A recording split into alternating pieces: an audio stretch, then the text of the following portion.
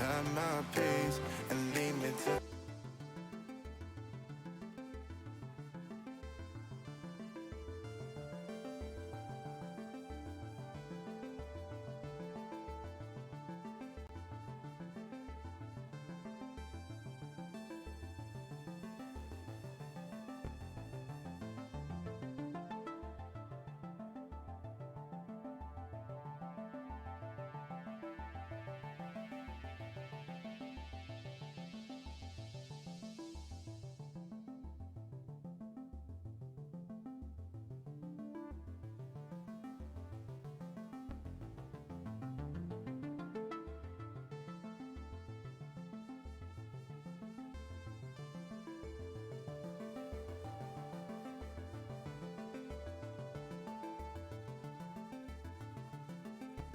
Are you enjoying my content?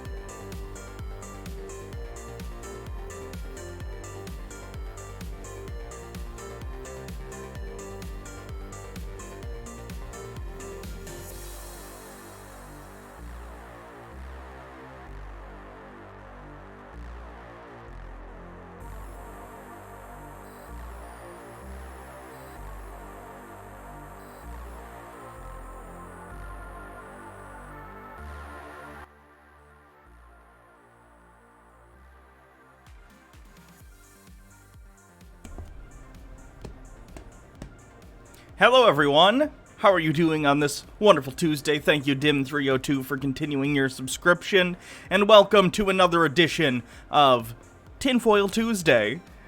Today we're going to be, of course, looking at all conspiracy theories all the time, and, of course, as per usual, if we get hype trains going, as we get to subsequent levels of the hype train, I will don more of my tinfoil armor.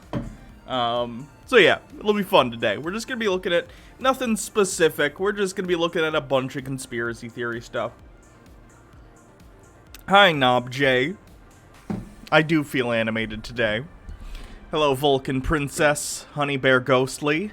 If we are here, aka Savitin, hello. Mock Turtleneck, the Quai. Furia Ferna, Hylian Derp, Owl Boy, Death Lee, Sushi Mom, welcome as always. Verkanon, the Marusama. How's everyone doing today? Everyone doing well? I hope so. Thank you, Streaming of Megan, for following about an hour ago. I don't know if you're here, but if you are, thank you. Furia Ferna says, I'm good. Just ate French fries. That's always good. Anything potato-y tends to be delicious. There's nothing funny about the tools of capitalism. Mr. Wizard 128, thanks for the 52 bits. Appreciate it. AKA Savitin, me and my great idea of having a nickname in Portuguese. I don't know what that means. Savitin, is it because I'm mispronouncing it? That's fine, I mispronounce English shit all the time, so... Balthazar, how much food do I want? All the food. Eat all of it. Verkanon, doing well, drank an entire monster without thinking. Ugh. I can't do energy drinks. They taste... To me, Monster tastes how neon looks. Does that make sense? Because it makes sense to me. It's the end of the month. That's pretty crazy. Time has been going by quick, and as we all know, it's conspiracy, as Hans Wormhat has taught us. So that's fun. Controvert Mama. Hey, Hannah, longtime fan, finally came to Twitch because you did. Well, welcome. Honestly, I like Twitch a lot better. They treat, Twitch streamers better than YouTube treats YouTubers. Not that we're not going to continue to use YouTube, obviously, but, like, it's nice to have other options, considering YouTube treats its creators like crap. The Murusama. I used to drink coffee full throttle energy in college. I thought I was going to die. You know one thing I never had, and I'm glad I didn't, when they did those, like, Four Locos that were, like, energy drinks and alcohol, but then they regulated it, so they had to be a little bit different. Captain Diabetes, I just finished The Last of Us 2 and never has a game left me so emotionally drained. I haven't played The Last of Us 1, so... Sushi Mom 10, I'm so sad. My poor rescue bun has inch-thick mats right down to the skin. I've spent a day and a half trying to clean her up and I'm only halfway done. Oh, well, it's very kind of you, though, to try and help. Vulcan Princess 97, I somehow managed to survive 4 years of college and only drank one monster. Congrats. That's something I don't get. Baja Blast is a fourth-year PhD student, and she doesn't even drink soda. She doesn't drink coffee. She drinks tea. I'd go nuts if I didn't have my soda. Balthazar, oh no, I definitely projectile vomited due to those old Four Locos. Yeah, I think they had to change the formula or something, because they were, like, super dangerous and people were dying from them. Because basically the energy drink is an upper and the alcohol's like a depressant and it fucks with your system. And usually if you drink too much, you might, like, get sleepy and fall asleep or something, but those would, like, do the opposite. It was real bad for you.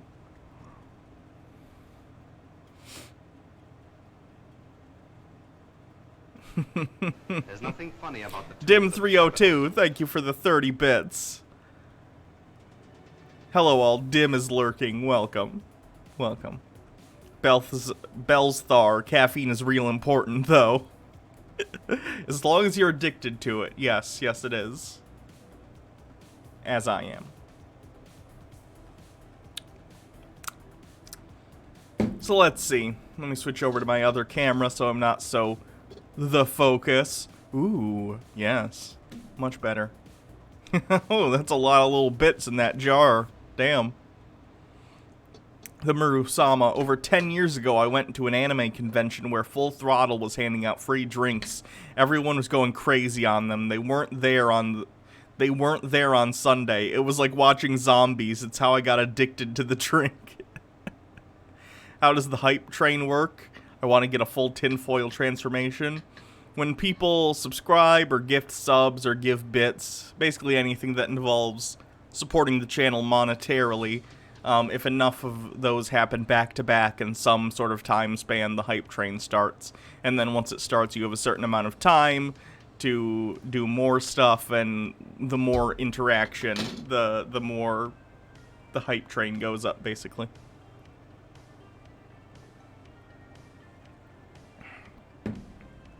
So what do you guys think? What should we start with today? Should we start with some Flat Earth stuff? We have the Fall of the Cabal. We have Hans Wormhat, which we normally end with, but we don't have to end with Hans Wormhat. We can just throw him in there if we want. We have the Final Days. We have Elizabeth April, who believes she's in contact with the Galactic Federation. We have a bunch of Flat Earth stuff we could look at. We got this guy whom I forgot. I don't remember what he's from, but he was in my favorites, so we must have watched him. We have this weird conspiracy castle guy. Flat Earth, you know, typical stuff. Why is Jordan Peterson so popular?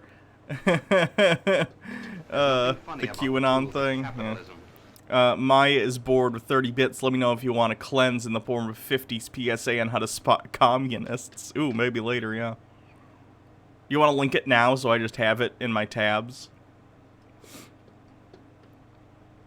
Bingo? Oh, yes. Yes, we also have bingo. I almost forgot. On Tinfoil Tuesday, we play bingo.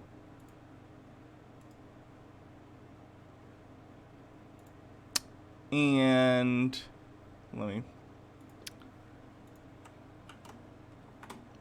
you can win a sub. I don't think if it's someone who's today, I don't get paid for another 2 days, so it'll be 2 days until I can get you your sub, or if you already have one, whatever. But the first person to get conspiracy bingo, gets a sub.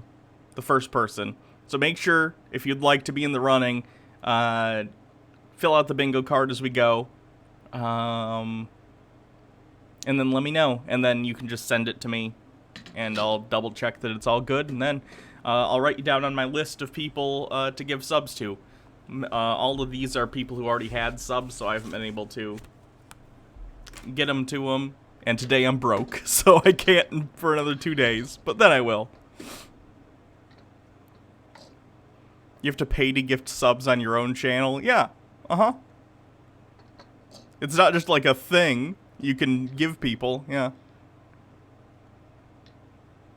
Is it like a good sub or a Subway sub? It's a fantastic sub. Can I repost the link? Yeah.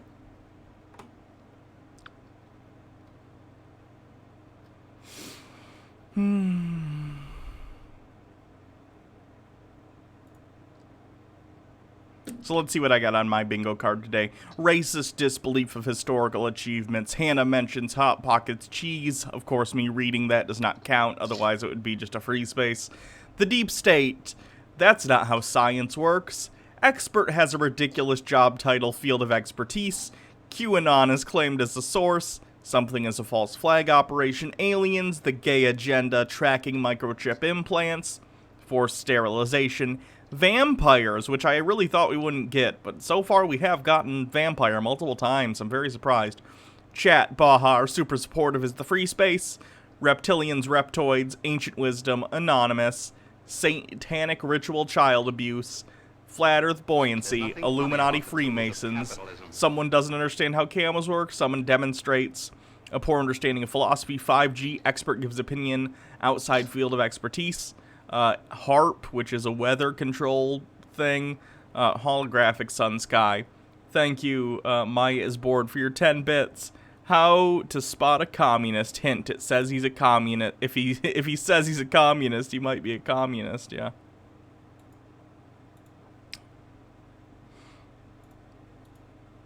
What does Baja Blasts mean?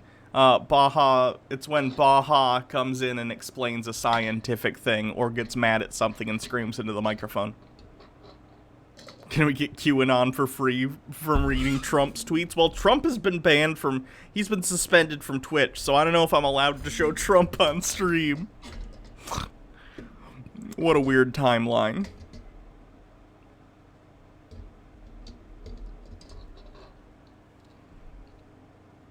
Okay. Let's see what we're gonna look at. Reality sliders. This is from 4 hours ago. Ooh. Mandela effect, open chat. Oh, this is live. Shy girl, are you being shy? I haven't noticed you backstage yet.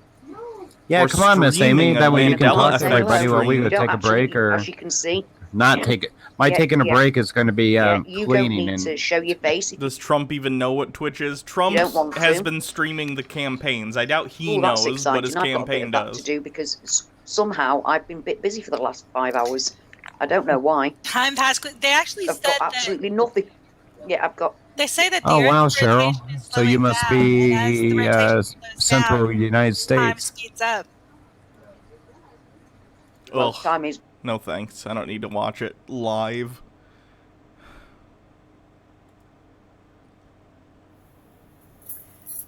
Hello there, lovely people. This is me, Ashley, here, sending my love to you from whatever reality I'm in today, to whatever reality you happen to find yourself in.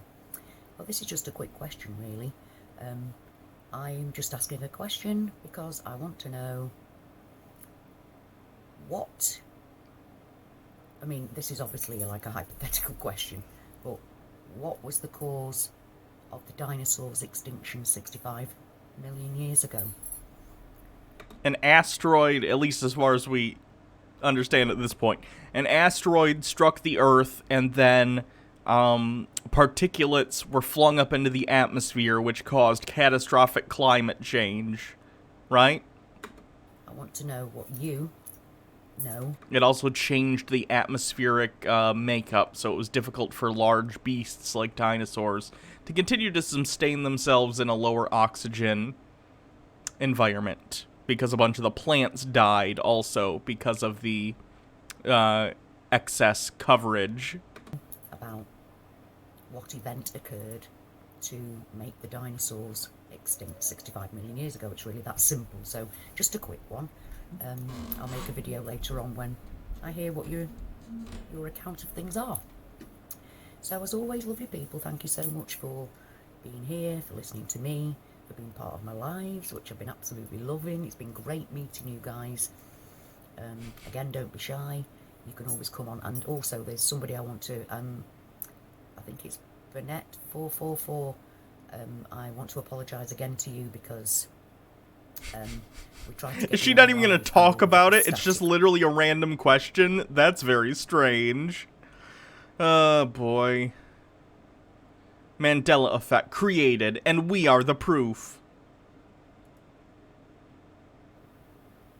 Hello there, lovely people. This is Ashley here, sending my love to you from whatever reality I'm in today to whatever reality you happen to find yourself in.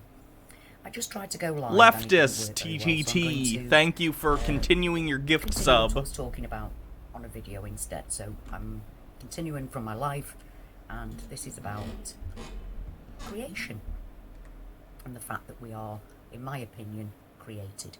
The Mandela effect has certainly led me to that conclusion, because before I had no problem in believing in evolution. Oh god, she's a creationist Mandela effect person? Why? Mandela effect in no way logically leads to creationism. Believed in God still. I believed he set it all off, but that he left us to it and that evolution happened. I had no problem with that whatsoever. And it was only through being on a Periscope live that somebody came on being a smart arse and was like, oh, you're going to tell us next that you believe in evolution, that you don't believe in evolution. And I thought, and I said, well, yeah, I do actually, smart arse. But then it got me to thinking, and I thought, hang about a minute, I'm Mandela affected. I can see that our Earth is changing, sometimes day by day. The Murusama says, I once had a guy try to debunk evolution to me because a cool animal like a T-Rex turned into a chicken, and that makes no sense. Why would it downgrade? But I don't have words other than evolution doesn't give a shit about the cool factor. Yeah, evolution, that's not how things work. Natural selection works on pressures within the environment. So if the environment dictates, like, hey, things over this certain size are gonna die, it makes sense for the smaller and smaller ones to survive. Up until a point where, of course, we end up with birds today, which are descendants of dinosaurs. That's very stupid that he thought, like, but I think a T-Rex is cool. Why doesn't evolution give points for cooliness? Let's put some... If evolution gave points for cool, then why doesn't every animal have a racing stripe or flames painted on it? Checkmate, scientists. Every day. South America is now over here somewhere, instead of underneath, directly underneath. That is not evolution. That's creation. Scotland hasn't got the top on it anymore. That's not evolution. That's creation. I'm not in the body, my original body. I know that because things like, now I have these massive cheekbones that I never used to have. Before I knew about what the Mandela effect was, that was my first thing that I noticed, was my face changed shape. Oh no, my body's changing as I get older. Could it be that human beings change as they continue to creep closer and closer to their deaths? No, I must be switching dimensions. I felt like a right idiot, but I thought I'd lost the plot. But yes, my face had changed shape. And then when I started, I actually saw on... Zerwin, if evolution ran on cool points, then most dinosaurs would have had bright feathers in which to flex their microtransactions. That and hats. They'd have lots of funny hats. I watch a lot of archaeological programs, and I noticed that the skull suddenly had sockets, bony sockets, and I lost the plot. I lost the plot because... You did indeed lose the plot. That's the first honest, true thing I think she said in any of these videos. Where I come from, we had no bone behind the eye. There was no bone. My brother had his eye out, actually. My brother had his eye out. And when people say to me, well, if you've got no bone behind it, how does your eye stay in? Well, it stays in because there was a thing of there was a thing of skin behind the eye. That's how. It wasn't just an open, gaping hole. He still has his bit of skin. Okay, but like in the back of the eye, there's bone, but well, hold on, let me look at a skull actually. I don't know. We gotta look at the bones! The bones! Let's look at the bones, shall we? Okay, so you have eye sockets, and they do have bones back here, but then there's also probably skin or some sort of, not quite skin, but what's the word I'm thinking of? Because it's not on the exterior. There's some sort of material, fleshy material that probably also is in the back of that, which is probably what she's thinking of. And since she never knew the fact that there are bone behind the eye socket, she instead, seeing only the flesh when her brother got his eye out, I guess, assumed that it was a thing of flesh, and instead of admitting that she was wrong and just didn't know how skulls worked, she decided that this is part of the conspiracy. So... Tissue, thank you. There's tissue on top of the bone. And also, I mean, where I come from, people had tattoos, skull tattoos, and the snakes used to go in and out of the eye sockets. So we are now... Okay, it's a tattoo, lady. Tattoos aren't based on reality. I mean, I freaked. I lost it. When I was... Like, you can still see tattoos of that. Tattoo. Snake in skull.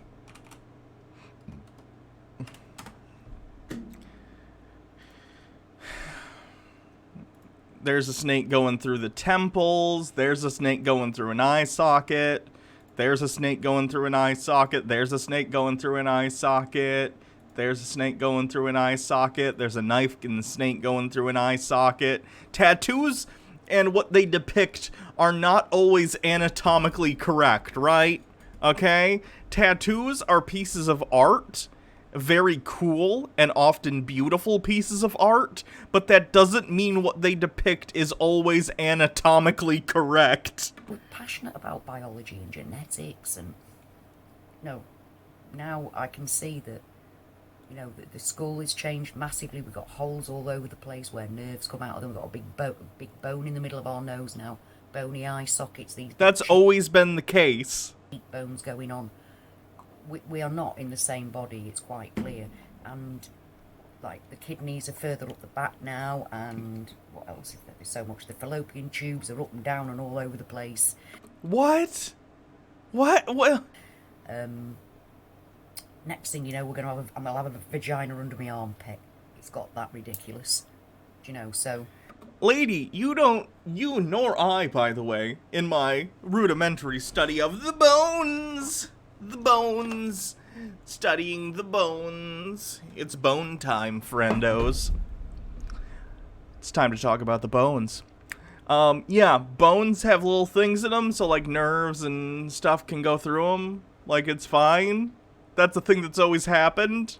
Like, let's take a look at this. Holes in bones for veins.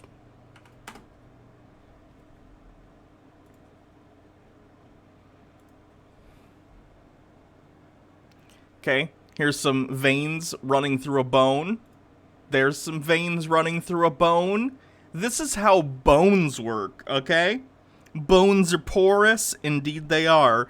Because I, as a amateur of the bones, don't necessarily know all the locations on the body in the bones where there are holes for veins and stuff to go through, but I'm also aware that those things exist, and I'm also aware that doctors know where these are, and people who study anatomy, right? This lady, however, because she has discovered something new that she didn't know before about the bones, has decided that she has switched dimensions, as if she is unable, it's impossible that she could not know something about a study that she has never done, that she could not know something about a subject that she does not study in. End of bone talk. I'm sorry, I just had to make levity of that little bit there, because it's hard to get your head round. But it made me see that we are... Those are my bone glasses. When we talk about the bones, I gotta put on my science bone glasses. The bones! Created. We haven't evolved over a gazillion years. And the Earth hasn't evolved over a gazillion years. The Earth is changing on the calipers, the bones. We must measure the bones. The bones. We must measure the skull. 120 millimeters. I think I've made my point. I don't know what the point was, but I must have made one if I spent all the time to do that. On a daily basis sometimes. There's so many changes with the Earth. Scotland hasn't got the top of it. South America is no longer directly under North America. The Panama Canal is not east to west anymore, it's north to south. Germany is not landlocked anymore. Sicily is nearly on top of Italy. There are so many, many, many different changes to our Earth, to the Earth, and to our own bodies, and obviously to other... Right, we get to, as Mandela affected people, we're told all the time that we're misremembering. Now, this ties in perfectly with what I'm saying about it not being evolution and that we've been created, because I have not misremembered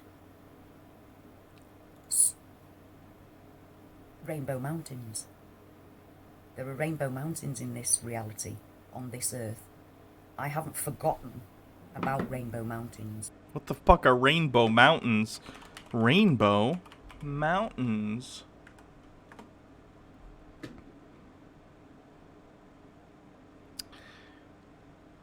Vinacunca Rainbow Mountain. Rainbow Mountain is a mountain in the Andes of Peru. Okay, lady, again, I spend a lot of time on the internet, but this is the first time I've ever heard of this, right? They're beautiful. That's awesome. It looks like someone kicked up the saturation in that picture. But, like, these are, like, really beautiful things. But the fact that I'm just finding out about them now does not mean that they didn't exist previously. Like, it's the weirdest kind of lack of object permanence to think that because you don't know about something, it didn't exist previously. Thank you, Nick Snort, for continuing your subscription. Like, what is this self-centered nature that you think that if you haven't heard of something, it doesn't exist? Bizarre. They weren't in my reality. I haven't forgotten. I haven't misremembered forgetting they existed. They didn't exist in my reality. In my original reality. Those mountains. I haven't forgotten that they existed. I was very passionate about the planet. I would have known about that. Do you know about every interesting landmark in the entire planet? Although there have been some amazing new discoveries that aren't really new at all. They're just new to us because we're on a different world. We're on a completely different world, and that has got nothing at all to do with evolution. So when I realise that I've not evolved and that this world is not bobbing about over millions of years, going round and round the sun, that cannot possibly be.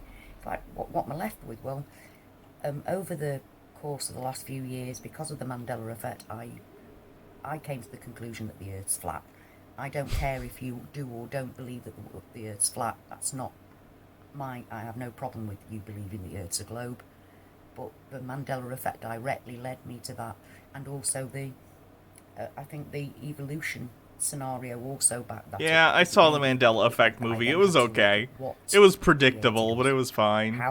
I enjoyed it. It was worth the sit on Hulu or wherever it was. Which I couldn't cope with as a teenager. I was born again Christian as a teenager. I couldn't cope with Genesis at all, and literally fobbed it off completely. Had nothing to do with it. It didn't make any sense to me. I couldn't understand how people lived for hundreds of years. You know, God made the world in 7 days, yeah, but then there's evolution. That's how I felt and thought. But now, the Mandela effect made me look at it all. Why does it have to be either? So then I had to think why do you have to believe in a literal 7-day creation in the first place? And what it says in the Bible is about the firmament and it dividing the waters from underneath and above. And that, I'm left with no alternative, quite frankly. Okay, no, the alternative would be that it was written by people in the Bronze Age, if not earlier, and those people had a tenuous at best grasp of reality in terms of, like, the model of how the Earth was. Like, if you're a Christian, that's fine, that's great, you do you, but, like, the literal interpretation of Genesis just not hold up, because Genesis does have this firmament idea that's so popular within the flat earth community. Firmament. This is what the firmament looks like in the Bible, more or less. You have waters above the firmament. You have earth, which is on this flat plane. And then you have this firmament, which is like a dome. Then the sun is underneath the dome, very close to the earth, and the moon and stars are also as well. Under that, you have the clouds, earth. Under earth, you have Sheol, which is the Jewish underworld, more or less. It's not hell, it's not heaven, it's just like an afterlife, because traditional Jewish beliefs do not have like a heaven and hell concept. It's more afterlife-y. Think of like Hades from Greek mythology. And then you have the foundation of the heavens that the firmament is on, and underneath you just have water. So this is what the writers of Genesis believed the earth looked like. And I don't blame them for coming up with an explanation due to lack of a accurate explanation, but they were wrong. If you still want to be a Christian, that's absolutely fine. Do you. Believe what you want to believe, but understand that Genesis was written by people with a misunderstanding about how the world worked. And that's fine. You can still believe the spiritual stuff if that's your gig. It's not mine, but that's fine. But, like, the scientific claims tend to be wrong. I'm left with no alternative. Because we haven't evolved. We haven't evolved over... Rainbow Mountains are millions of years old, apparently. Now, first of all, Rainbow Mountains were only in China, but now there's some in Peru as well. So let's see where else Rainbow Mountains appear from that I've forgotten about, that you forgot about. Okay, lady, you don't have to forget about something to learn about it. Like, you just have things you don't know, right? Like, I didn't hear about the Rainbow Mountains until you mentioned it and I Googled it. That doesn't mean I've forgotten it. It just means it's not something I knew, right? There's like a little circle that we all have that's our total sum knowledge. And then it's in this giant football stadium that is all the potential knowledge of the world, right? And we're all our dots are in different places and encompass different things. But we all, due to the limitations of the time we have on Earth and the limitations of our own cognition, no one can know all the stuff all the time, right? We're all coming from these little worldviews from our knowledge. And that's why we work together and depend upon experts within their fields to talk about things. Just because you're learning something for the first time doesn't mean that thing didn't exist. It's like she thinks she understands everything already, and any new information that comes in is confirmation that the world has changed, and not that her understanding has just been expanded a small bit. No, we didn't forget about them. They weren't in our reality. It's that simple. There's They nothing have not funny about evolved the tools over a of gazillion capitalism. years. An anonymous gifter, thank you for gifting a tier 1 sub. Popped up overnight. They popped up overnight for us. And so, then it gets me... So, people say about us believing in the Mandela effect. We don't believe in it, we know it. It's not a belief, it's a knowledge, it's a knowing. We don't know what it is, we don't... I hate when conspiracy theorists or anyone say this, by the way. And if I ever say it, it's an accident, more or less.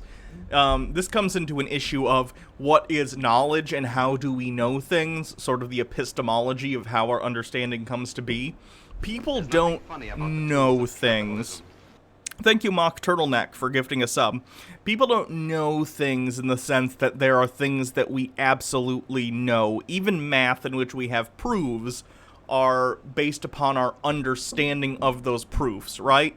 People draw conclusions and have beliefs, and those beliefs can be very founded, but this idea that someone can just know something and say, I know it, therefore it's true, it's a complete fallacy.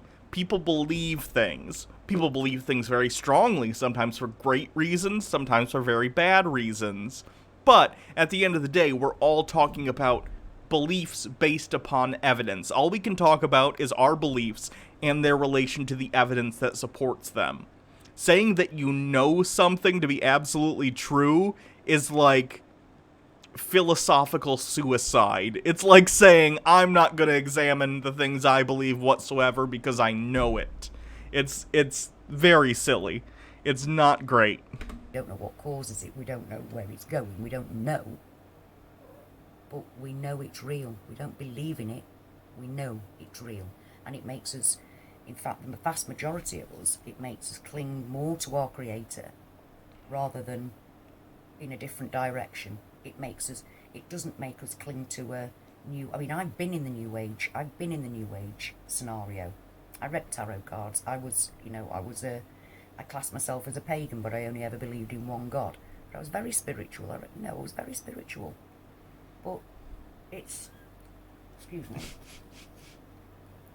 that, I don't regret any of that. I think that's who God made me.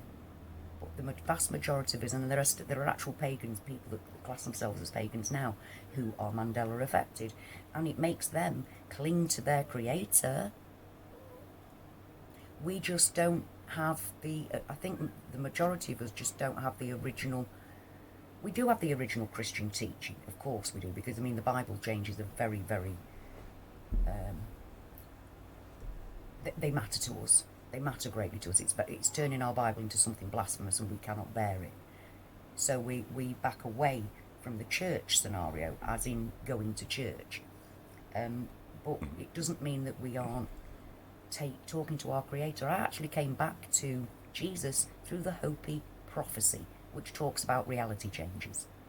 The Hopi prophecy actually brought me back to Jesus because he's part of their prophecy, the end world, end time prophecy, which ties in very, very well with the Bible, except excuse me, that's just my old smoker's cough, nothing to worry about. Yeah, the Bible ties in with the Hopi prophecy. The Bible, I mean, it is the Hopi prophecy. It's just that God and Jesus were about, and Jesus was prophesied about way before anybody wrote anything down in any book. So the basic... That's more complicated. Basically, the Old Testament does, of course, prophesy that there's going to be a Messiah that's going to come and save the people of Israel, the Hebrews. But the things that it says in the Old Testament were then ascribed to Jesus, right? For instance, the prophecy effectively says they will be born to a young woman. This was mistranslated as a virgin, and then what do you know? Jesus gets said to have been born by a virgin, right? So it seems that through the writing of the New Testament, and the Gospels in particular, a lot of the things that are ascribed to Jesus were a post hoc attempt to try and fit the story of Jesus' life into the previously said prophecies, right? We don't really know anything about Jesus outside of the Bible. The Bible is the only source we have on the story of Jesus that's considered even pseudo-historical. Mock Turtlenet, thank you for the 400 bits. We gotta be getting close to a hype train, right? We've gotten some gift subs and stuff. What was I saying? I lost my train of thought. Sorry. Jesus, the prophecies.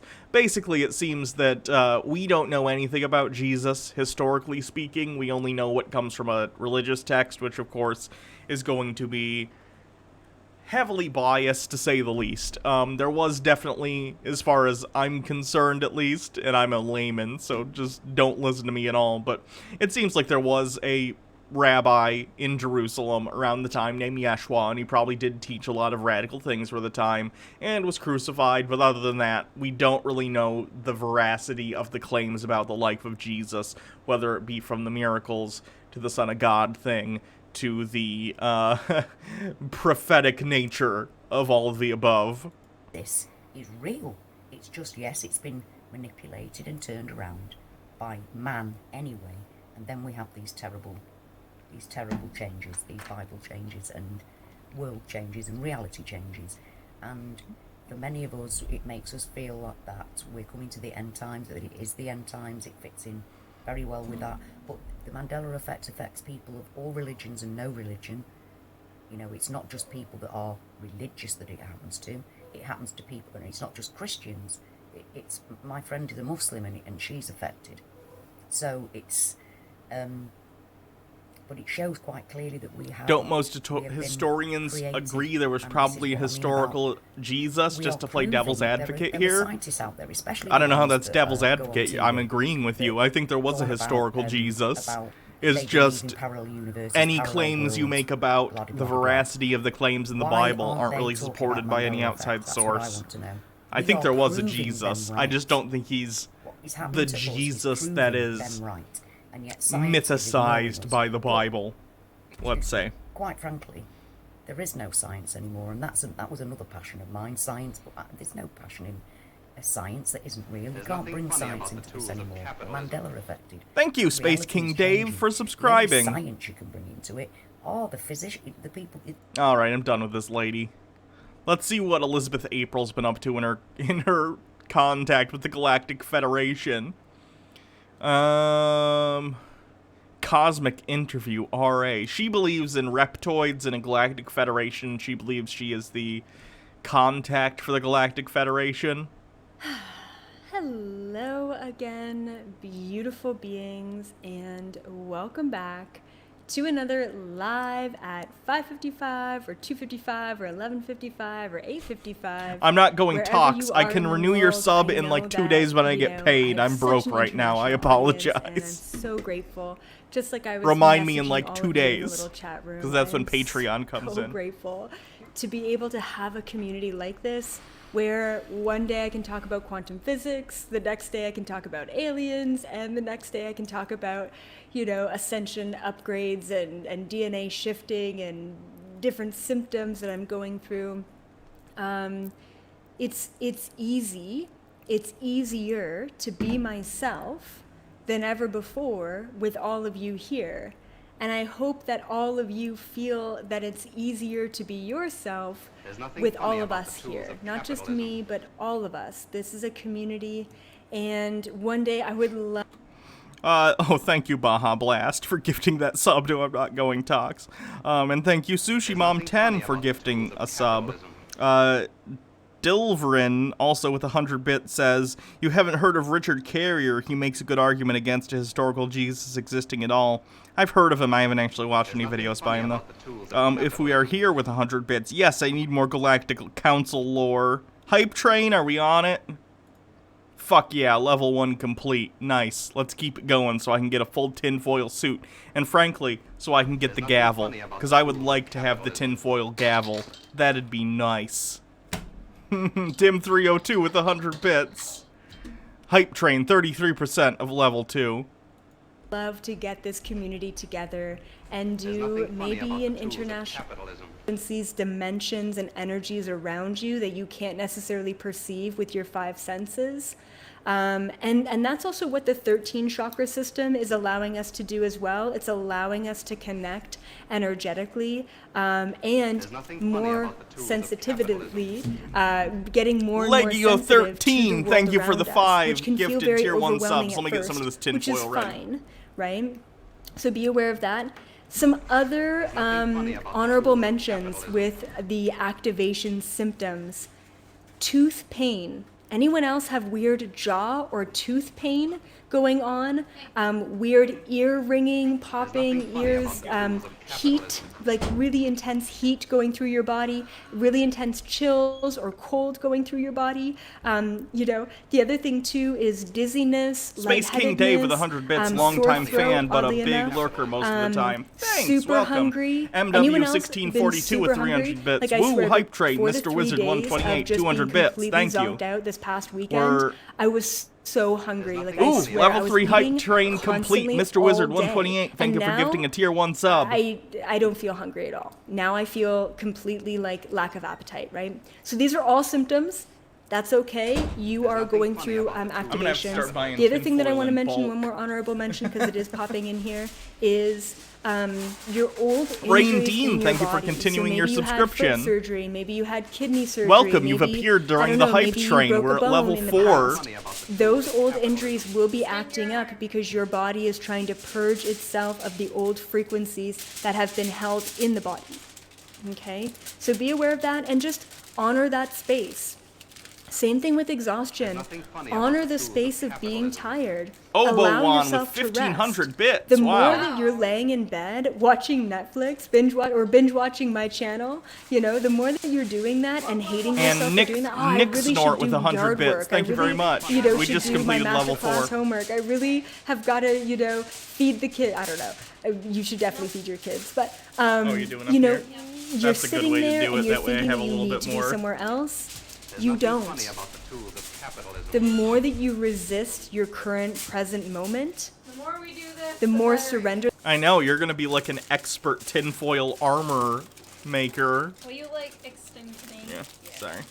There's nothing funny about the tools of capitalism. Mr. Wizard 128 with another 100 bits. Thank you very much. That you're going to need to take after. Okay, don't push yourself in those moments when your body is There's nothing saying, funny "Don't about push the me." tools of capitalism. All right. Okay, good. Also, I want to 10% talk about energetic of the level symptoms. 5 Most hype of those train. are physical symptoms. Can we do it? Can we Energetic get all the way to symptoms. level 5? Feeling super nothing overwhelmed. funny about Once the tools again, of capitalism. your star seeds, your cosmic beings, you're all being Sushi Mom activated says, right now. "Baha, There's I new love you." DNAs that are, and I just got Aw, love you chills. too, Sushi There's Mom. new I DNA also love strands you that are too, being Sushi Mom. activated and awoken in your nothing funny body, about the tools and of that's going to allow you to have your psychic and intuitive abilities online, right? Online, but it's also going to make you feel extremely overwhelmed because you're going to be sensitive to everything. And a lot of my clients have been very scared about going back to work because they're so sensitive now, right? So it's okay to feel overwhelmed. Healthy boundaries, putting yourself in a bubble, journaling, emotional nothing support funny for about the yourself tools are of all capitalism. super important. Taking Thank the time you, to walk in the forest Hero or the 23 desert for or take a 200 bath or bits. what have you. We're at The other 17% of the energetic symptoms that hype you're gonna be train with feeling just is under 3 apathy. minutes left. Has anyone else out there been feeling super apathetic? And for those of you who don't know what that word means, because I just learned about this word like 2 years ago, is You only learned just the don't word feel like apathetic doing 2 years ago? anything. Jesus. It's I wouldn't call it lazy. I don't like that word at all. It's just this utter indecisive, non-energy, non-excitement for anything. All right. Nothing funny about the Once tools of again, capitalism. surrender Thank you, Virkanon, to for the gifting a apathy, sub. surrender to the nothingness. Do nothing in that Nice. moment. If you push yourself to do something when you feel apathetic, you're only pushing the apathy into your future. Okay? A lot of highs and lows emotionally. She does as have well. clients. Makes me think Or this is a completely grift. neutral. Not sure, If though. you're a very divine masculine energy, you're just going to be like, especially to your wife, because this is how I am. She's like, oh my God, and then this happened, and then this happened, and then this happened, and then this happened. That was great. And I'm like, yeah. Oh, that's great, honey. Yeah. Like I'm just super neutral. So I don't know if it's just me. Typically, it's there's a mirror If there. we are but if you're here, divine thank you for masculine, gifting Typically, you'll just kind of 5 be right tier 1 neutral right across the subs. board.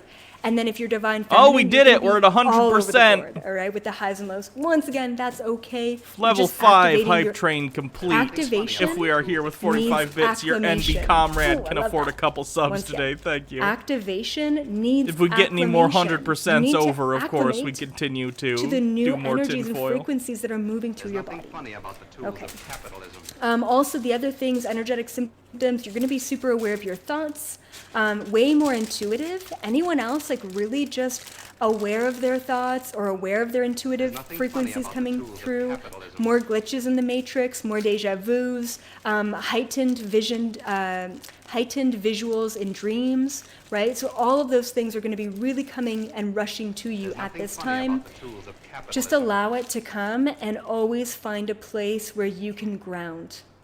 It's super important. Bring it back into your body. Okay, cool. So moving Nothing forward, funny about the tools of I want to capitalism. remind you of something. And I'm going to be talking a little bit like in reference to Black Lives Matter and also in reference to COVID and what's going on with the pandemic. Okay. And then after I give you this little reminder, we're going to hop right into the Galactic Federation message that they have for all of you that I There's literally nothing funny channeled about the tools like of 30 minutes ago. capitalism. Arenas 3 with 100 Alright. bits. Oh, damn. So, Well, I guess it's a my weekly reminder. chance to make light of Hannah's We or have Baja's all obscure shiny had fetish. false comfort in 3D. And I'm going to repeat that. It's really important. We have all had false comfort in 3D. And I've spoken about this before. Oh, don't worry about that. President Obama's got it. He's got our back. He's going to figure it out. Yeah, we're fine. We're fine. We're good. Oh, don't worry about that. I'm sure CNN, is Hannah, telling embrace the your truth on that. destiny I'm as sure the that Tin really Power Ranger. happened. Don't worry about it. We have all had Hey, I'm just false waiting for comfort Zordon's call, in okay? 3D. Oh, wow, We Mock have all Turtleneck with convinced 2,000 ourselves bits. Holy that shit. this Longtime reality is fan of the show, truth. Hannah. Since I was in Whether, middle school, watching your you know, content you're has at gotten the- me through the tough limit times. Your of coming out has the given me mainstream media courage is the to truth, begin or the exploring. president is the truth. Sorry, hand in or front of my eyes. The global financial system is the truth, or my job is the To truth. begin exploring my own or gender identity. Love you and keep this being table is amazing the and wonderful. truth. That's great. It's Thank all you an for illusion. thank you for All of supporting it. the show, and I'm glad we could be I don't there care for how you. awakened you've been for how many years. I will admit it in my own right. I have been disillusioned by the falsehood of 3D. And we've all been in this place of false comfort. They're definitely obscure. There we go. And no That's a little better. longer. Thank you. We have all been forced to be very uncomfortable. Who else here has been extremely uncomfortable? Maybe more so than ever before I'm gonna have to in move. 2020. You lost your job. Your relationship went to shit. You realized you weren't a great guy. Or whatever. Who could else use here has tape. been very uncomfortable in a lot of ways in 2020? Me. Definitely me.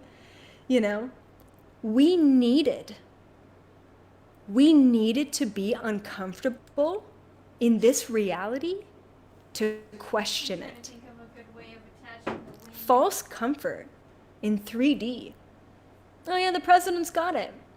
We started as a nation, as a global society, we started to get very uncomfortable when people like Trump started to be in office. We started to get very uncomfortable. And that was very needed for this society so that we can wake up and say, no, I'm not standing behind this. No, I don't agree with this. No, the president doesn't have my back. I'm not taken care of. So who's going to take care of us? Us. The Galactic Federation. We are the 99%. We are the global collective. And we have been controlled, people. I don't know about you, but we've been brainwashed this entire time to be dull, to not think for ourselves. We've been struggling, but we didn't even know that we were struggling. We've been ignorant, but we didn't know that we were ignorant. And now we see it all. And that's why you were so frustrated at your Aunt Mary last Thanksgiving when you're like, hey, how do you feel about that? She's a super negative, right? That's where you get frustrated because you see it now. You see people who are disillusioned. You see people who are ignorant. You see people who are jumping on the bandwagon just to jump on the bandwagon because they feel like they're jumping on a cause. They don't actually connect to it. And they're just following each other. You see that. Is for she what trying it's to worth. cold read her Twitch chat? And I'm not telling you to agree with what's happening and this ignorance. I'm just saying don't talking allow about other crazy people's lady. ignorance to affect you because you were once there.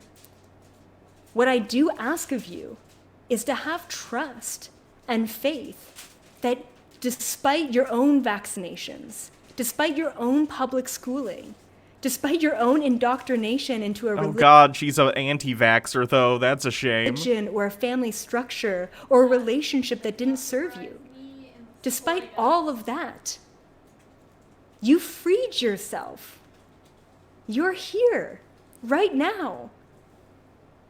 And if you can trust that the rest of the world and the population on this planet is strong enough to free themselves, and you understand that they are all learning their own lessons and that they are all on their own contracts, then we can finally come together. But the more judgment and resistance and trigger that you get over someone else's unawareness, the more you're adding to the problem.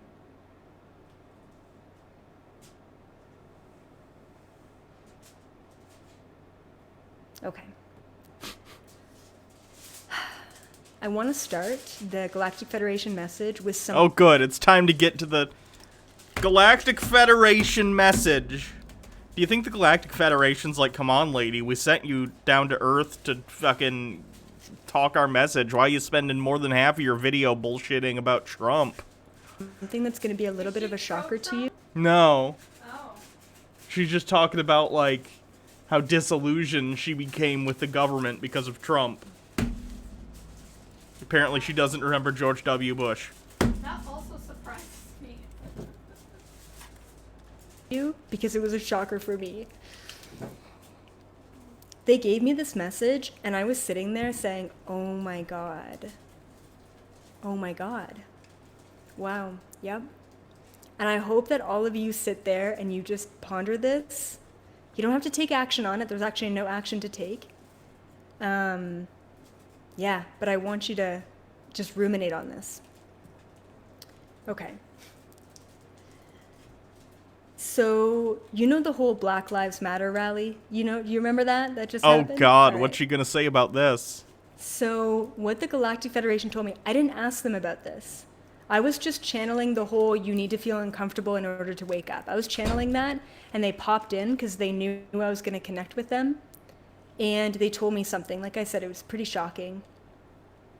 They told me that the Black Lives Matter rally, I don't know, protests, okay, that was Plan B. That's what they said. It was Plan B. And I said to them, okay, so what was Plan A? And they told me... Why does this lady have to take people protesting the fact that black people are being discriminated against by the police and being murdered at a higher rate and turn it into her weird fucking Galactic Federation fan fiction? Come on. What else is she supposed to do all day?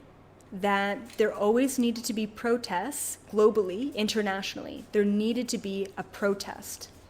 And we all needed to come together around one cause. That's what they told me. And I said, yep, I agree, yep, we need to change things. We need to show our strength in our numbers. That was the whole point.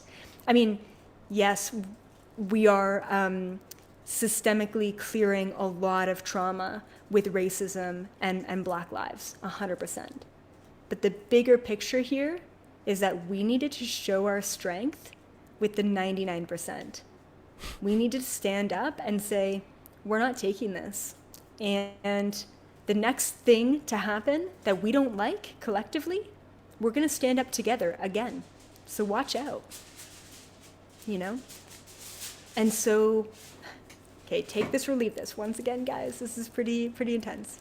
Oh God. They told me that Plan A for the protest, because the protests needed to happen, they told me that Plan A for the protests was actually to march against child pedophilia and slavery. What is always with these people and the constant pedophilia references? I roll ye weirdly obsessed with pedophilia. As classified documents got declassified, and basically the world... She's saying that the Galactic Federation basically organized the Black Lives Matter protests, and that was Plan B. Plan A was originally going to be to have people unite to march against pedophilia. Yeah. I don't know. About the huge pedophilia ring that was recently and still is being Black Lives Matter? She is. taken down. That was underground. Huge underground operation. So crazy. They said that that was Plan A. That people were supposed to be marching against child pedophilia. Hold on. If We Are Here says, I was scrolling through TikTok at 4 a.m. and ended up in the QAnon spirit science part of TikTok. This person was ranting about how COVID and George Floyd protests are a result of overflowing spiritual energy in the population. And it's going to happen again in November when Hillary gets arrested for Pizzagate and the Hollywood elites are all arrested. Jesus Christ. All over the world. And that was going to help the cause.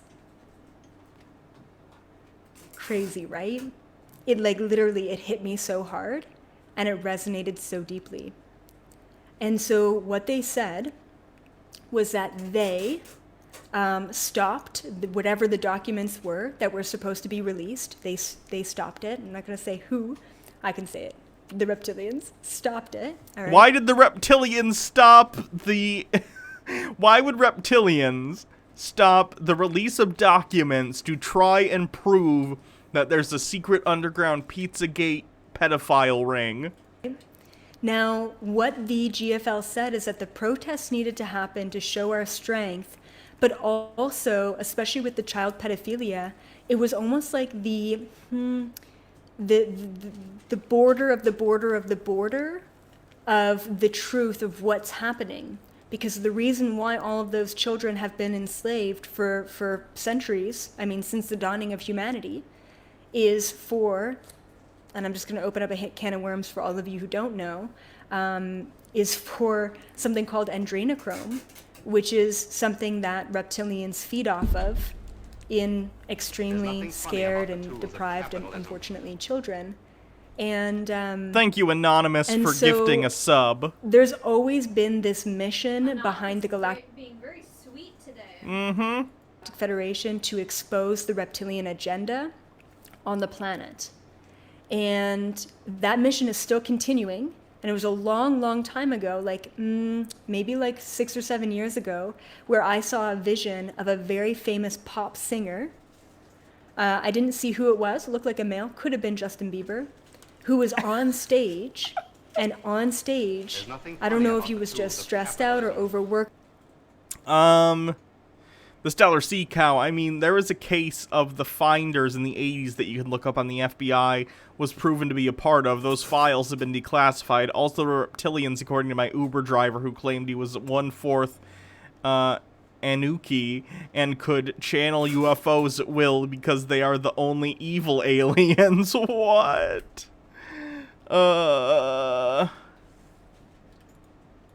Overwhelmed or whatever, he literally shapeshifted into a giant 10-foot tall reptilian being in front of not just tens of thousands, hundreds of thousands of live audience members, but millions of people during that's a good point. What have we marked on the bingo card? Do we have reptilians on here? We have Galactic Federation, so that's aliens. We have reptoids. We have, I'm going to say this, satanic ritual child abuse. I think that's it. Streaming on their phones. Flat Earth. Did I miss that? Sorry. Yep, Flat Earth. Millions of people saw that. And I was so excited. And I thought that that was going to happen back in 2013. Right? So there's always been this plan to expose the reptilian agenda. But they can't just come out and say, you know, the reptilians are here. And they've actually been in control of the world this whole time. The absolute pandemonium that would ensue after an announcement like that would drive the world into chaos. Oh my goodness. Alright, that's enough of her today. What else we got? Okay,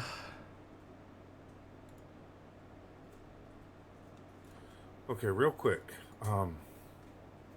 Just to expound on, you know, the experiment Adele I was just referring to. The truth of the matter is... Do I understand what a bi-pan lesbian is? Because I don't. I have no idea what you're talking about. I assume it's a lesbian... Wait, bi-pan lesbian. Yeah, I don't know. That would seem to be a contradiction of terms to me. Probably one's referring to romantic and one's referring to sexual. One's referring to romantic and one's referring to sexual. Okay, maybe. I don't know. I haven't heard that term before. If We Are Here says, I just learned about NX IVM last night after a group of my coworkers were telling me they're convinced literally everyone in Hollywood is part of a secret sex ring. I don't know how people go from one actress who was in Smallville and her liquor heiress to every celebrity is involved. It's because people on the right demonize Hollywood to an insane degree. And don't get me wrong, I don't like rich people either, and a lot of people in the movie industry are rich, but the fact that they're so focused on Hollywood is hilarious, and it's specifically because Hollywood tends to be left-leaning. Like, we can shit on rich people all you want. More power to us, because they kind of deserve it. But, like, what is that? It's gonna be the thing that I put the wings attached to. Okay.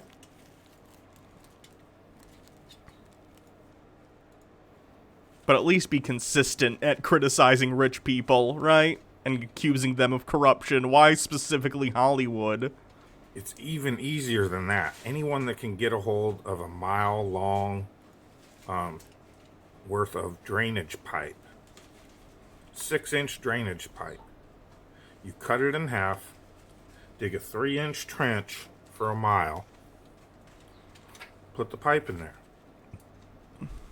It should be impossible to fill that pipe over a mile length where there should be what? Depending again on who you ask, 6.66 inches of curvature or 8 inches of curvature, whatever, well over 3 inches. So if you fill that pipe to the top, it should be impossible for there to be any water in the middle of that pipe. No, again, because it doesn't drop off instantaneously. These people don't seem to get that curvature is distributed not evenly, because it's going to depend upon elevation, but curvature is distributed throughout the length you're talking about. It doesn't suddenly drop off 6 inches at one end or the other, and it's also going to more depend upon elevation than anything, because again, gravity doesn't work in some sort of uniform objective downward direction. What gravity does is it pulls towards the center of mass of the Earth, which is towards the ground.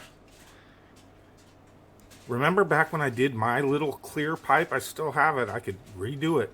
In fact, I did it on my barbecue, and the globe propagandists, liars, all had a field day with it. It was so hilarious that Dan bent a pipe over his barbecue.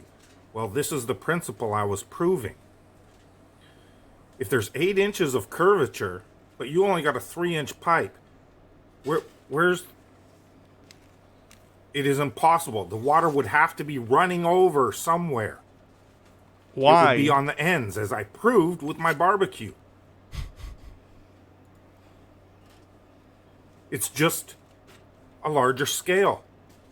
Over a mile.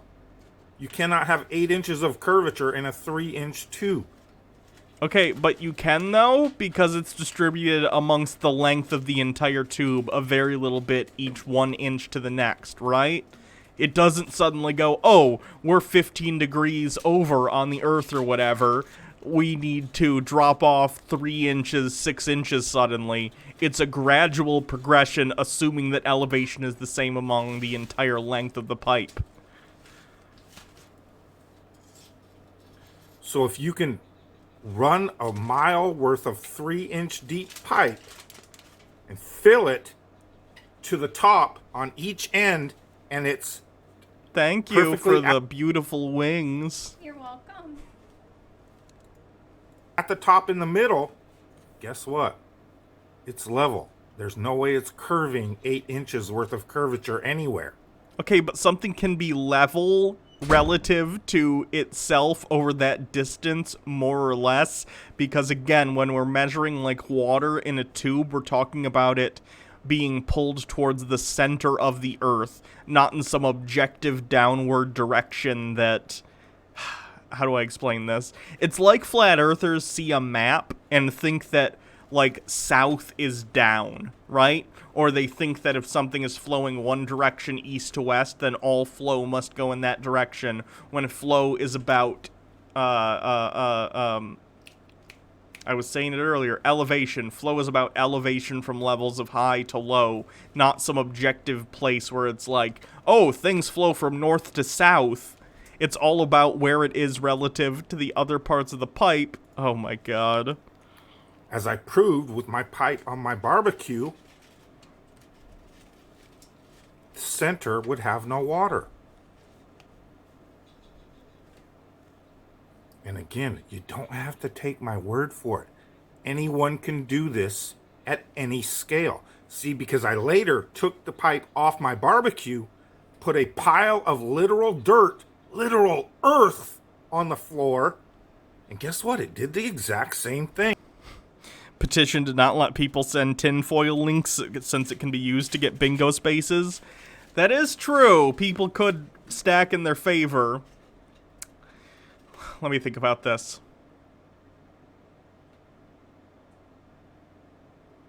How about this? Days prior to Tinfoil Tuesday, you can send me things, but on the day you cannot. That way people aren't, like, getting their bingo card, you know what I mean, and then deciding strategically. Turn towards me. What's up?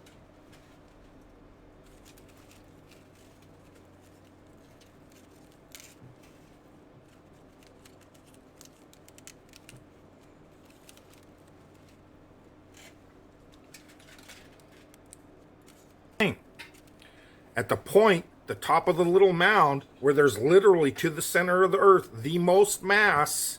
Where do we send the links to then? Probably my Twitter at Hannah Reloaded. But the water still went to the sides. And gravity Maybe hashtag it Tinfoil Tuesday so I can, like, easily look at it. did not hold that water in a perfect arc, so there was water in the center still. Oh, boy. Okay, today's video, I want to give a huge shout out and thank you again. I can't express how...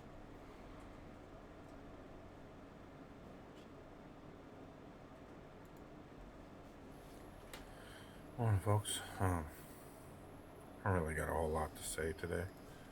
I do want to give a shout out and a huge thank you to DITRH. Really don't care your opinion on what you think he is or what his motivations are. I'll tell you one thing, if he's a shill, he's a shitty one. Because he has shared my videos, shared links to my channel. So if you're a shill and you're sharing my channel, you're not a very good shill. So thanks, Dave. I truly appreciate you again.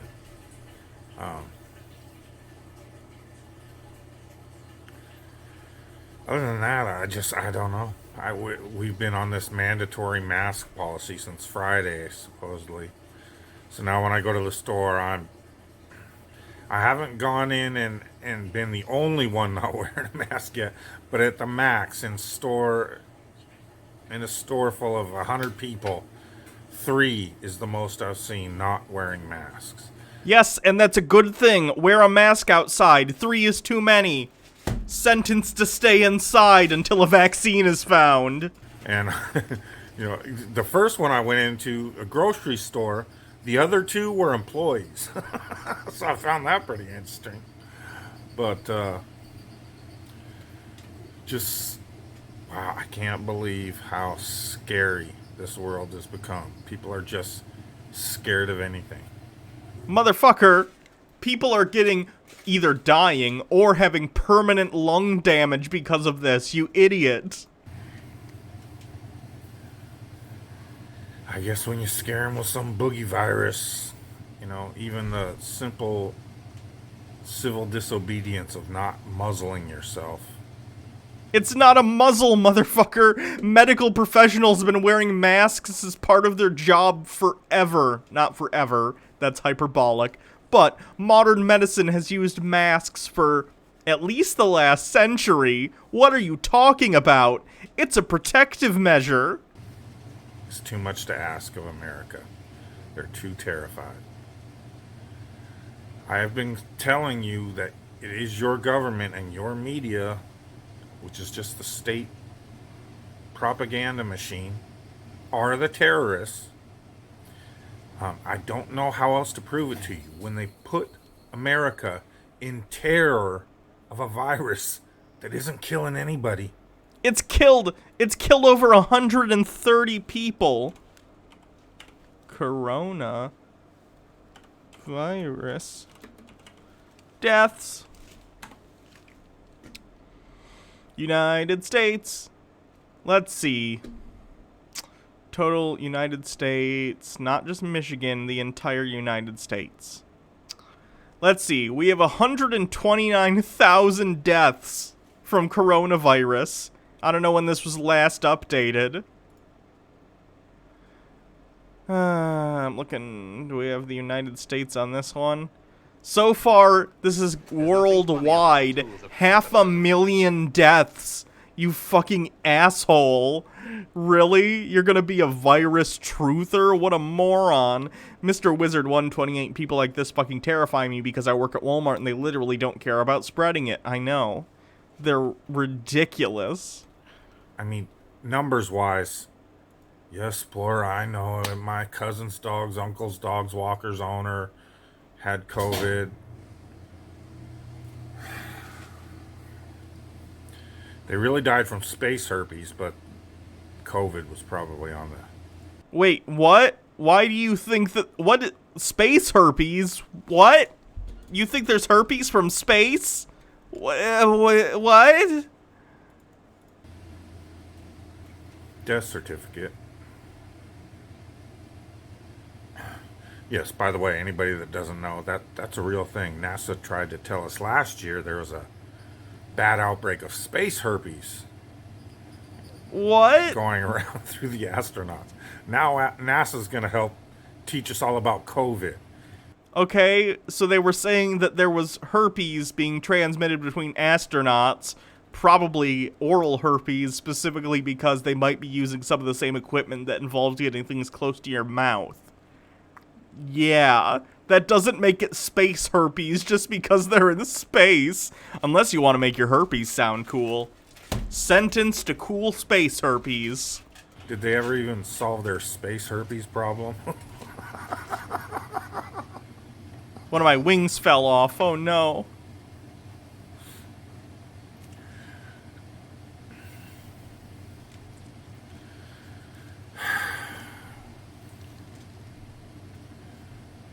So, I was watching Richie this morning, I think. And he was doing a video about how, I gotta see this. Hold on. if you try to wake up your NASA issues space herpes warning as virus reactivates in astronauts. NASA has issued a warning about space herpes after a study found that the virus was reactivating in crew aboard the Space Shuttle and International Space Station missions. According to the agency, while only a small proportion of the astronauts developed symptoms as a result of the dormant virus awakening, it could spell danger for longer spaceflight missions, for instance, Mars. NASA astronauts endure weeks or even months exposed to microgravity and cosmic radiation, not to mention the extreme G-force takeoff and re-entry. The physical challenge is compounded by more familiar stressors like social separation, confinement, and altered sleep-wake cycle, added Dr. Mehta, senior author of the paper and an academic at the Johnson Space Center. The research is published in the journal Frontier of Microbiology and concerns the reactivation of the virus rather than a new virus which has developed in space. So basically, when you go into space, due to stress and other bullshit going on, your herpes will flare up. I think something like 1 in 5... Hold on. Up to date, 47 out of the 89 astronauts on the space shuttle flights, 14 out of 23, whatever. Herpes, I think, is the, most common, hold on. Herpes prevalence.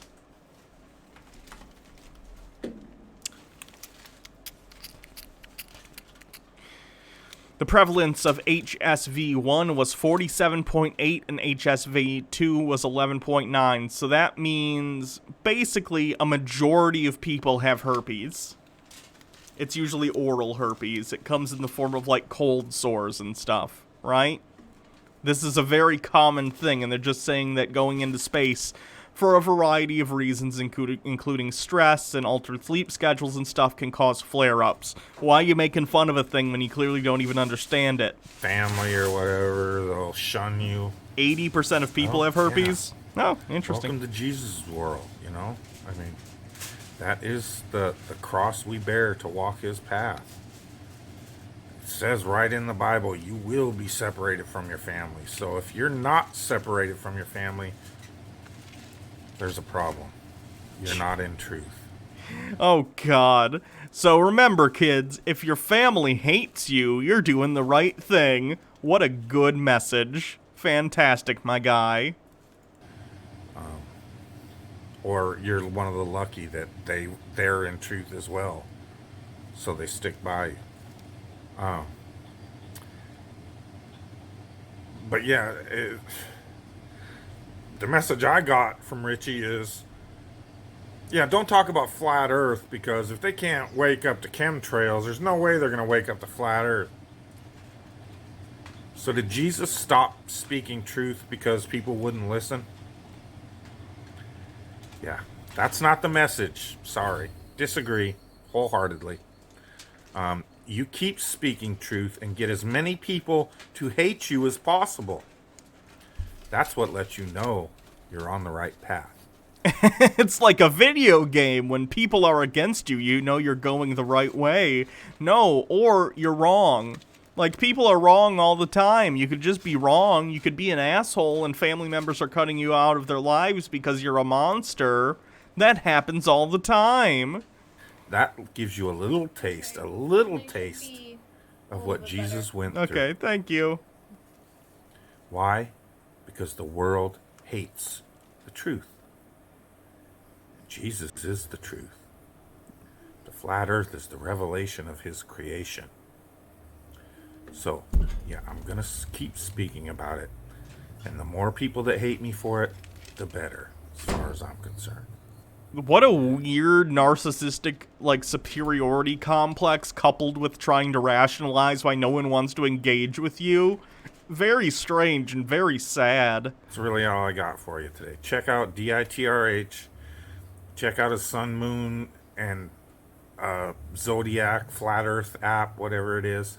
There are good videos. I've seen a few good videos. He has highlighted videos all the time.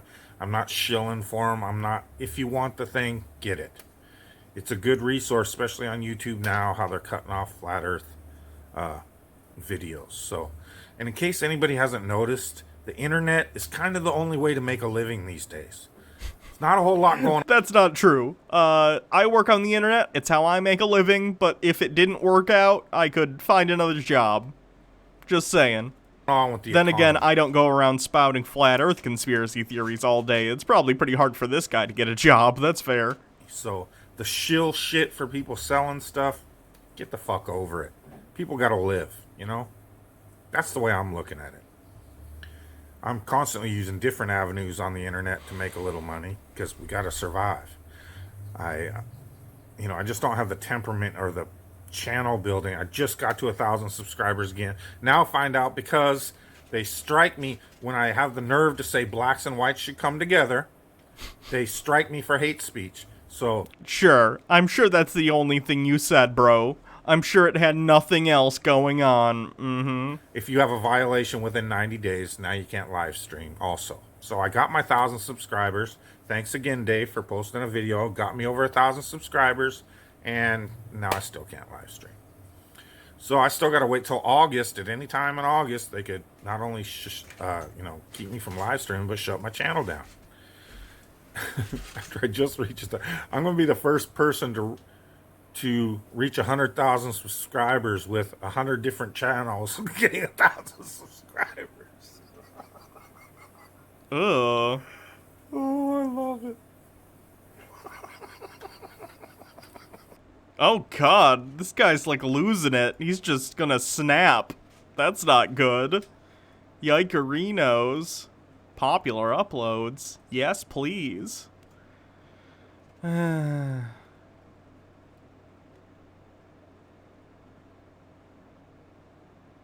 Taboo conspiracy. A certified serial globe killer and Star Wars fanboys can't hang. What? Flat Earth, why real engineers laugh at the globe lie. The Earth does not spin. Donald Trump admits flat Earth. Ew.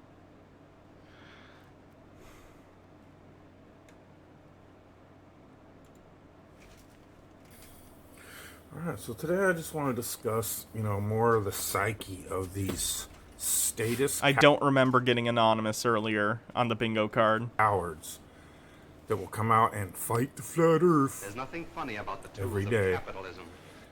Thank you to the Stellar Sea Cow for 25 bits. I need to find my former conspiracy theorist coworker's YouTube channel. It was honestly amazing. He cornered me in the storeroom and yelled at me about how it'd the jinn that are controlling everything, and that'd be a politician to have to abuse children. And that to be a politician you have to abuse children. Once you abuse kids, you get a jinn in your own power. Oh my god, that's out there to say the least. Swiggity schwa, thank you for continuing your subscription. Oh, yeah, the anonymous thing was someone had an anonymous sub, not the organization anonymous. Or basically any truth troll, okay? People that say conspiracy theorists, this or that. But mainly because they have taken on the roles themselves as statist reinforcers. Oh, no, we watched this one. What else we got? Come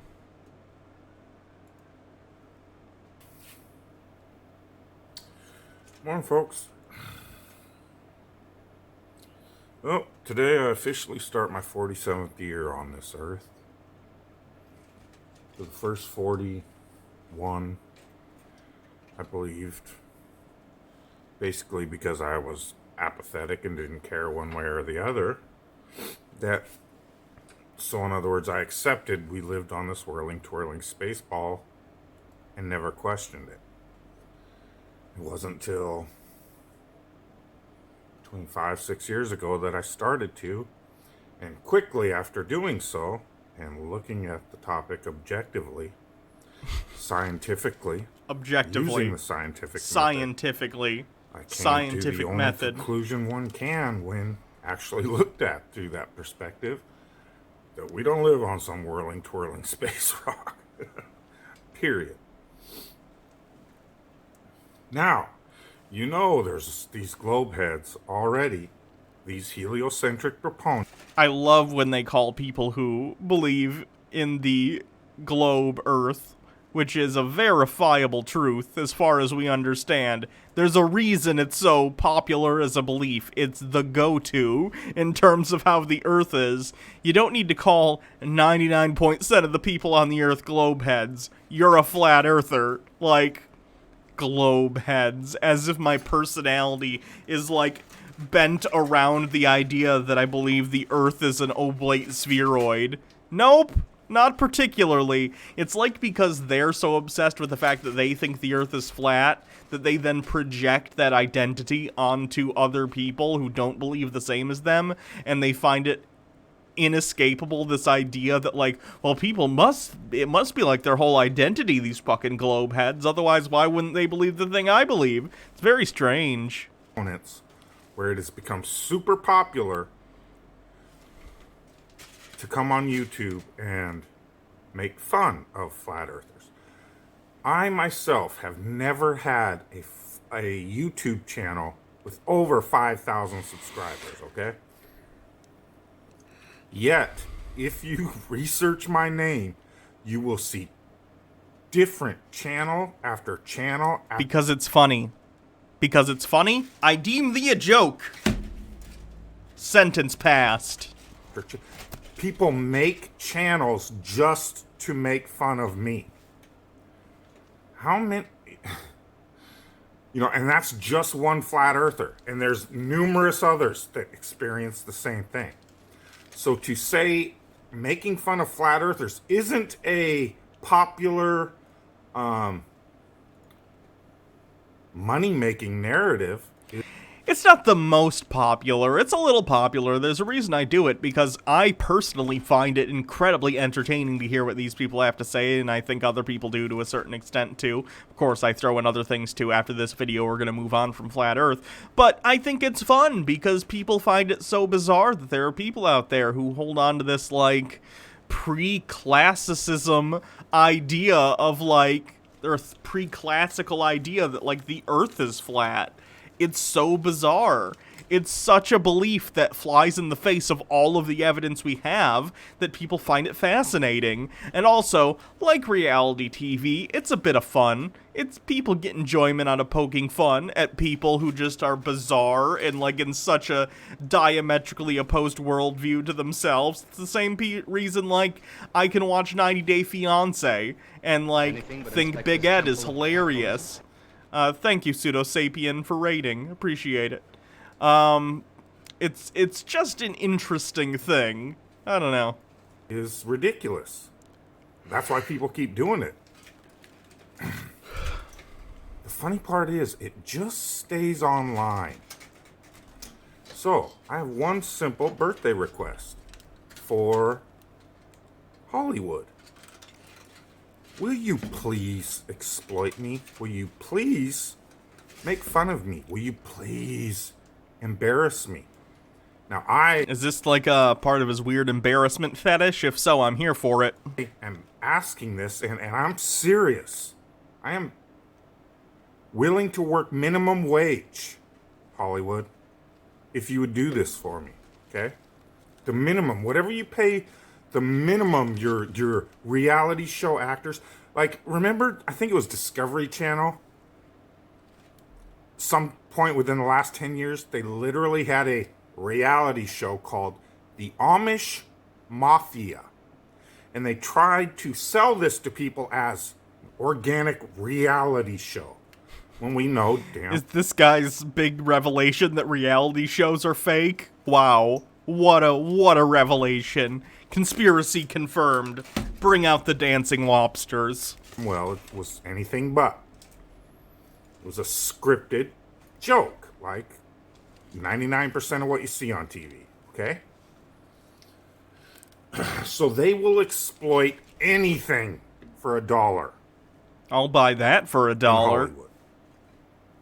Where is the Flat Earth shows?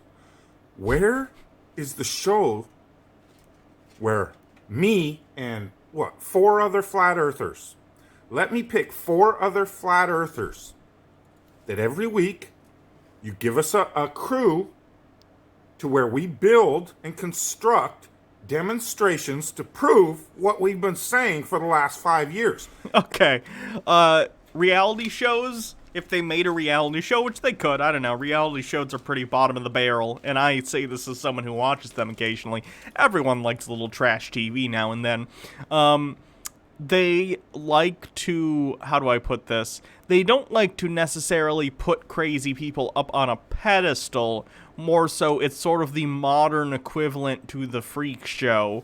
Well, they'll say, come look at this craziness. Like, I could see there being a Flat Earth show, maybe run for 1 season, but again, there's only so much material you can pull out of this. Don't get me wrong, I'll beat this dead horse until it's a skeleton. But, there's only so much material you can pull out of that. I could see them doing, like, a show where they do, oh, here's the Flat Earthers, they develop an experiment, and then they show them do it, and the Flat Earthers are like, see, this proves the Earth's flat.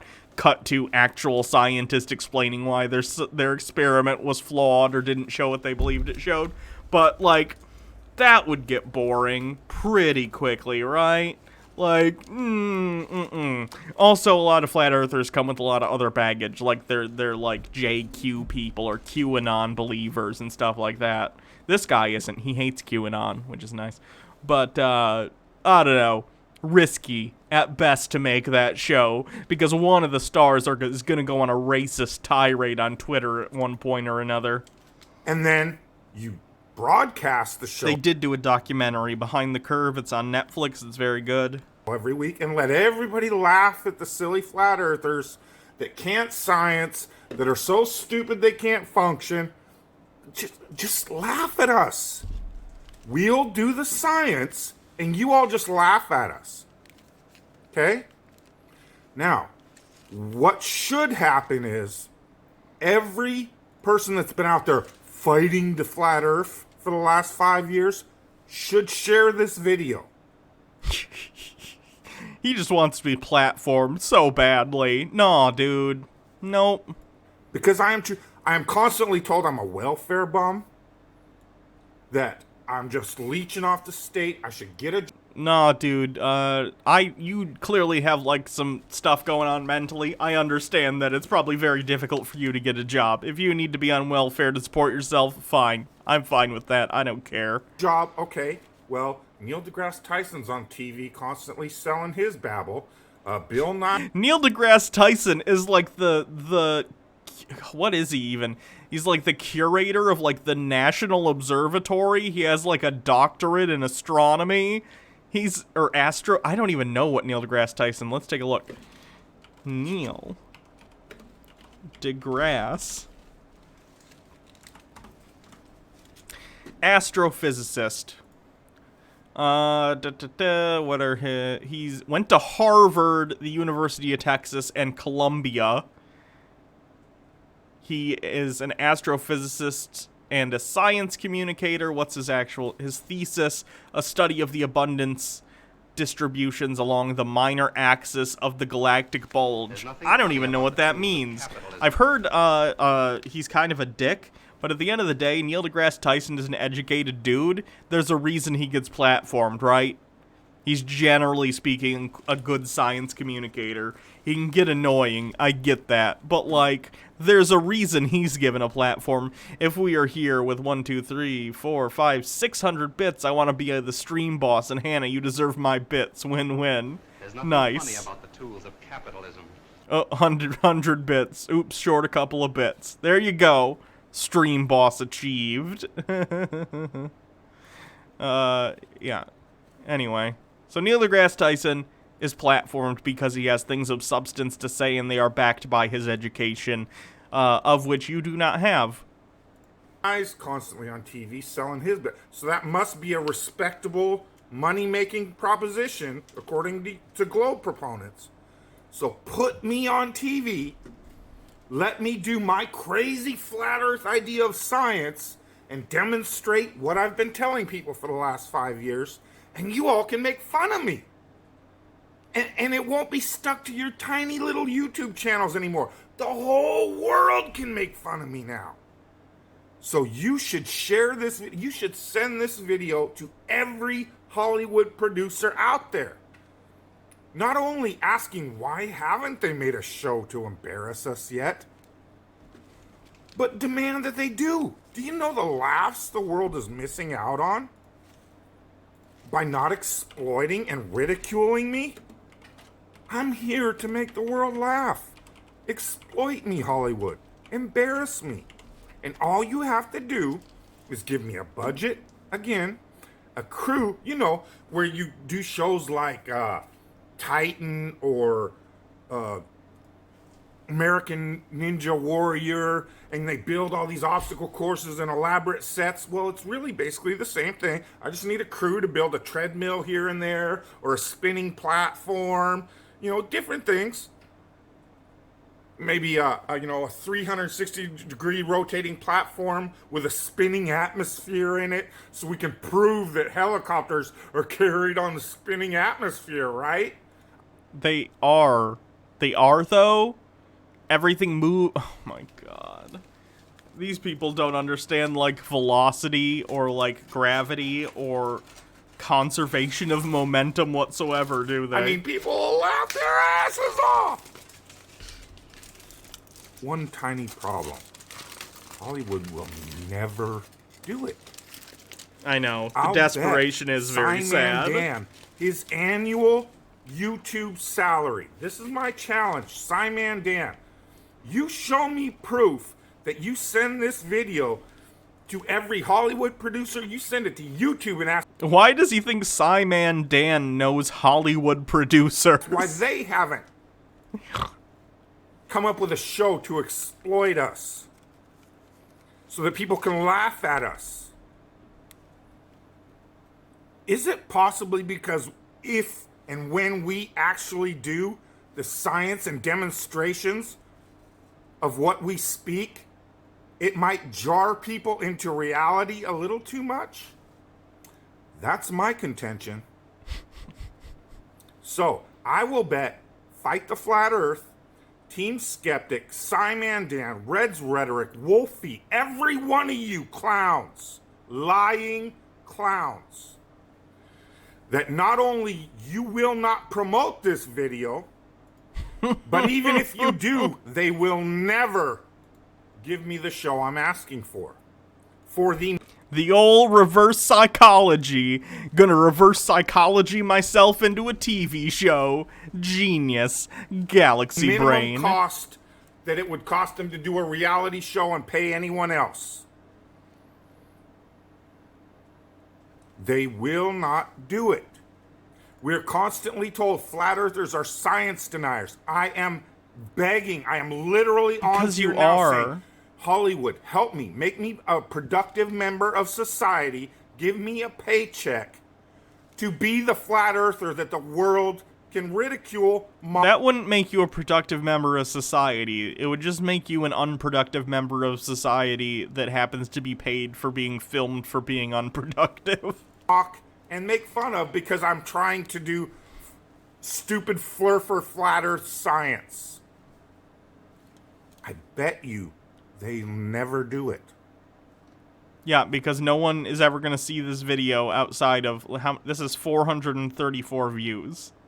No one's going to see this video except for me, my audience, Dan's audience, if he chooses to cover it, and like 400 so weird flat Earth people. And I'll bet you. And comments are turned off. What a propagandists shock. that lie to you daily will never ask why they won't do it. Do you really think sign... If they were going to do a Flat Earth show, they would get someone like Mark Sargent, someone who's actually known in the Flat Earth community, not you. Man, Dan, is that entertaining? And that brilliant that Hollywood couldn't come up with something even better to clown on Flat Earthers every day and make millions? That would not be I a don't Millions show. It's because Hollywood avoids this topic like the plague.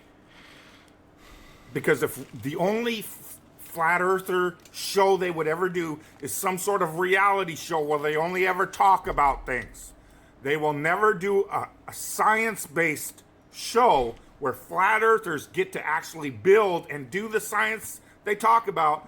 Because Hollywood's got the budget, they will never do it.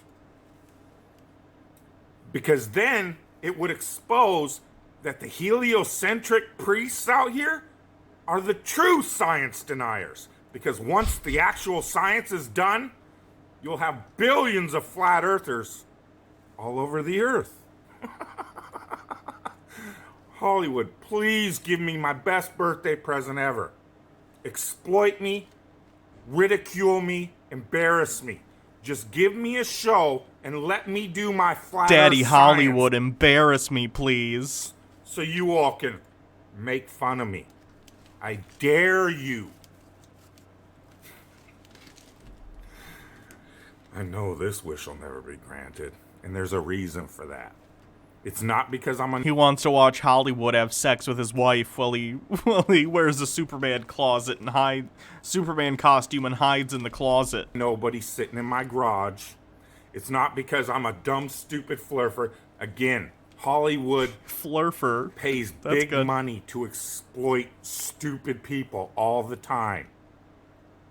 But not flat earthers for some reason. Show this to everybody you believe. I don't know if he has a wife. That believes in a globe, and ask them to write Hollywood and create a show where flat earthers... Okay, I'll send this to Hollywood. Dear Hollywood, all of it. Hello, please give this guy with 1,000 YouTube subscribers a show. Thank you. Signed, Tinfoil Lady. What? That's not how anything works. More important in democratic societies. In recognizing a communist, physical appearance counts for nothing. If he openly declares himself to be a communist, we take his word for it. If a person consistently reads and advocates the views expressed in a communist publication, he may be a communist. If a person supports organizations which reflect communist teachings... Oh no, down with imperialists. Oh no, we can't have American hegemonic global domination challenged. Communism! Or organizations labeled communist by the Department of Justice... Gross. She may be a communist. If a person defends the activities of communist nations while consistently attacking the domestic and foreign policy of the United States, she may be a communist. You can't criticize America. America, notice me, ooh-woo. If a person does all these things over a period of time, he must be a communist. But there are other communists. Oh my god, literally it's a march that says end KKK terror. Oh no. Oh no, the communists want to stop the KKK. What are we gonna do? Holy fuck, America. Get your shit together. Who don't show their real faces, who work more silently. By the early 19... Jesus Christ, America. Stop. Please. Conspiracy Castle, what you got going on? Shaq reveals the flat earth and mind manipulation tactics. I'd love to hear what Shaq has to say about the flat earth. Ladies and gentlemen, boys and girls, children of all ages, welcome to the Conspiracy Castle. I'm your conspiracy asshole, Alex Stein, and today's a lovely day because today we prove the Earth is flat. And you're not going to take my word for it. We're going to take Big Daddy Shaq. That's right, Shaq Diesel, guys. I'm talking about that Q dog. I'm talking about NBA world champion Shaquille O'Neal, 7'1", 365 pounds of power and thunder, guys. So don't take my... This guy's like embarrassing. My word for it. We're going to take this Freemason's word for it. And now, before I start this, and I'm going to go into this, guys, Shaq walked all this back, but of course he had to. His handlers made him walk this back, guys. But he admitted that the Earth is flat because it... And if anyone knows the true shape of the Earth, of course it's going to be Shaquille O'Neal. He's so tall. He has such a... You can see the curvature from his head. It's just common sense because when you go outside and you watch the sunrise or sunset, you can realize that ball in the sky is moving. Zerwin says, Hannah, this is TOS. You can't just stream American Psycho. I'm not falling backwards 1,000 miles an hour because that would be very unpleasant. And guess what? We're on a stationary, flat plane. And you're not going to hear that from me. You're going to hear that from the Freemasons themselves. So with the first screen share, let's see what is going on with Shaq and Freemasonry. Oh, there's Shaq Diesel right there with this Freemasonry ceremony going on. So let's see what Shaq has to say about... Who has Freemasons on the bingo card? Freemasons? Do I have Freemasons? Freemasons! Still no bingo? Okay. We gotta be getting close with someone, I'd think. Let's see what Shaq says about the Earth. The Earth is flat.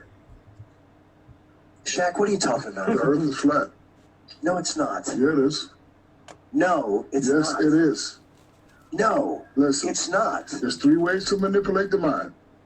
What you read, what you see, and what you hear. Okay. Conspiracies.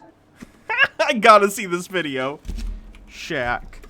Flat Earth. We did not have anonymous. Shaquille O'Neal recants his stance on the Earth being flat. I'm joking, you idiots. Gotta see the video. Gotta see the video. That's the ones you gotta live with. This is true. You know, some people like it, some people don't, but, you know, we'll see where it takes us. What did you make of the Kyrie stuff? I don't... It's true. What? The Earth is flat. Shaq, what are you talking about? The Earth is flat. No, it's not. Yeah, it is. No, it's not. Yes, it is. No, listen. It's not. There's 3 ways to manipulate the mind. We did have reptoids. What you see and what you hear. Okay. Conspiracies. In school, first thing they teach us is, oh, Columbus discovered America. But when he got there, it was some fair-skinned people with the long hair smoking out of peace pipes. So what does that tell you? Columbus didn't discover America. He found where some other people no lived. 5G yet. I drive from coast to coast, and this it's flat to me. I'm just saying. Okay, that's the dumbest thing you've ever said. I drive from It's Florida. the dumbest thing you've ever said. I drive from Florida to California all the time, and it's flat to me. 92 podcasts, and that's the dumbest thing you've ever said. That's a high bar to get over. I do not go up and down in a 360-degree angle and all that stuff about gravity. Have you looked outside of Atlanta lately and seen all these buildings? So you mean to tell me that China is under us? China is under us. If you keep they are under us. That's what they tell you when you're a kid? The world is If flat. you dug straight through your backyard, you could get to McClippy, China. thanks for continuing your subscription. We've seen the Earth. No, we haven't seen anything. Yes, you have. You've seen it from satellite imagery. Oh, satellite imagery that could be drawn and made Okay, up. so here's the audio of the reporter asking Kyrie that exact same question. You've seen pictures of the planet, though, right? So Shaq later said he was joking. I don't know if he was or not. It could be him just trying to save face. I don't know. Either way, does it matter whether Shaq is joking or not? I think Dave Chappelle had a pretty apt bit on this where he's like, what about Ja Rule? What does Ja Rule think? Like, who the fuck cares? Why are we asking celebrity non-experts things about this kind of stuff?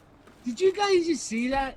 He is dropping knowledge right there, and you don't even want to listen. He's talking about the ways they manipulate the mind. Literally. Literally, he's telling you right here, and y'all don't even want to hear it. Let's hear this from start to finish. Shaq Diesel's giving us the truth right here, but y'all want to deny it. Listen, this guy is 7'1". If the Earth was a ball, he would be able to see the curve. That's the same joke I made, except he might be serious. Oh no. That's science, guys. Let's go. The Earth is flat. Shaq, what are you talking about? The Earth is flat. No, it's not. Yeah, it is. Oh No, god, this guy's it the is. whitest conspiracy theorist in the It's history not. of There's conspiracy 3 ways to theories. manipulate the mind. What you read, what you see, and what you hear. Conspiracies.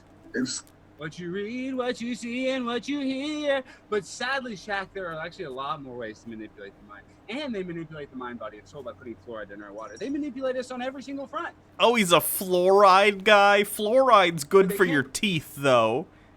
No, fluoride is not a mind control thing like some of these people say. That poor kitty. Mock Turtleneck, this is the type of guy who's an investment banker on Law & Order SVU, who you end up finding in his office hanging himself with a belt while jerking off. Jesus, that's vivid. WeBear18, thanks for continuing your sub. And they manipulate Kyle because this cat is unmanipulatable. This cat is pure, good holiness. That's why we love you, Kyle. You are, the wisdom. Shaq is literally a doctor. Does he have an honorary doctorate from I somewhere? don't know if I would have the power of wisdom that I have today because it's him. June and is back Shaq on is Twitter. God. That's good. I hope she's doing all right. For those of you who didn't see, Shoe on Head broke up with Greg. They've been together for quite a while. I remember when they first got together. That was quite a while ago. The great God Almighty, is what gives me the courage to tell you, we are not on a spinning ball, but don't take my word for it. Take Big Daddy Shaq, guys, NBA world champion. Cool. First thing. If he won he good at putting ball in hoop. Must know science. I love it. I love it. They teach us is, Columbus discovered America. But when he got there, it was some fair-skinned people with the long hair smoking out of peace pipes. So what does that tell you? Columbus didn't discover America. He found... Fact! Columbus didn't discover America. That shows you guys they lie. These are fundamental lies. Okay, but that's because it's true.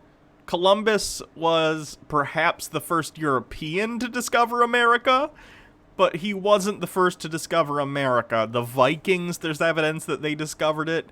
And if you're talking about, like, discovery in general, people were living there, so it's not like they were, not aware they were living where they were living. Just like evolution, just like fossil fuels. Guys, guess what? When you fill up your Toyota Tacoma, that's not dead dinosaur juice. I promise you, guys. It's a lie. Dinosaurs are a joke, guys. And the Earth is not a spinning ball tilted at 66.6 degrees, guys. It's not happening. We're not going 66,600 miles an hour around the sun. We're not spinning 1,000 miles an hour. We're not 25,000 miles around. This guy needs to up his Adderall. Like, what is wrong? He needs to calm down. On the belt, baby. We're not equal. It ain't like that, guys. It ain't like that, but don't take my word for it. Take Big Daddy Shaq Diesel's word for it. He's telling y'all the truth. He's telling you there's fundamental lies. Christopher Columbus didn't discover America. There was already people here, dog, smoking peace pipes. Shaq knows. Shaq gets a peace pipe in the Freemason ceremony. That's right. I'm sure when they do the child sacrifice, they smoke drugs. Thank you. I'm sure not that's a fact. Caleb for following. Don't take my word for it. You don't need to listen to dumb old Alex 999. You don't need to take my word for it. You can just talk to old Big Daddy Shaq. And let's see what Shaq has to say about Freemasonry. Let's see what he has to say about this. Okay, we can. That's the ring of my profession. Ring of my profession. Okay, can we get a close up on that area? What is the profession? Yeah, which profession are we talking about? Just look at it. You see that? That's his Freemasonry ring. Now let me show you why Freemasonry is so important. Because in Freemasonry, they worship Baphomet. Baphomet has been revered by the Golden Dawn, the OTO, Ordo Templi Orientis, the Illuminati, and is rumored to be the secret god of Freemasonry. Right here. Among Satan. Does it count as racist disbelief of historical events? No. Because he's literally just saying, like, Columbus didn't discover America, which is true. This Baphomet is also highly honored, and the example of this can be found clearly in their chosen symbol, the sigil of Baphomet. So think about that, right? And now look at their own symbology of Freemasonry. Shaq has a doctorate in education? That's interesting. I didn't know that. You see, Like a real one, not honorary. Interesting. they have the sun and moon moving over the plane, flat Earth. Now you're like, Alex, this isn't enough evidence. Well, you're not going to have to take my word for it. We're going to take Freemasonry's word for it. We're going to read it right here. This is out of their book, Morals and Dogma. The square is a right angle formed by two right lines. It is adapted only to a plane surface, and belongs only to geometry, earth measurement, that trigonometry, which deals only with planes and with the earth, which the ancients supposed to be a plane, not a ball, a plane, right? Okay, the ancients, well, impressive in many ways, depending on who you're talking about,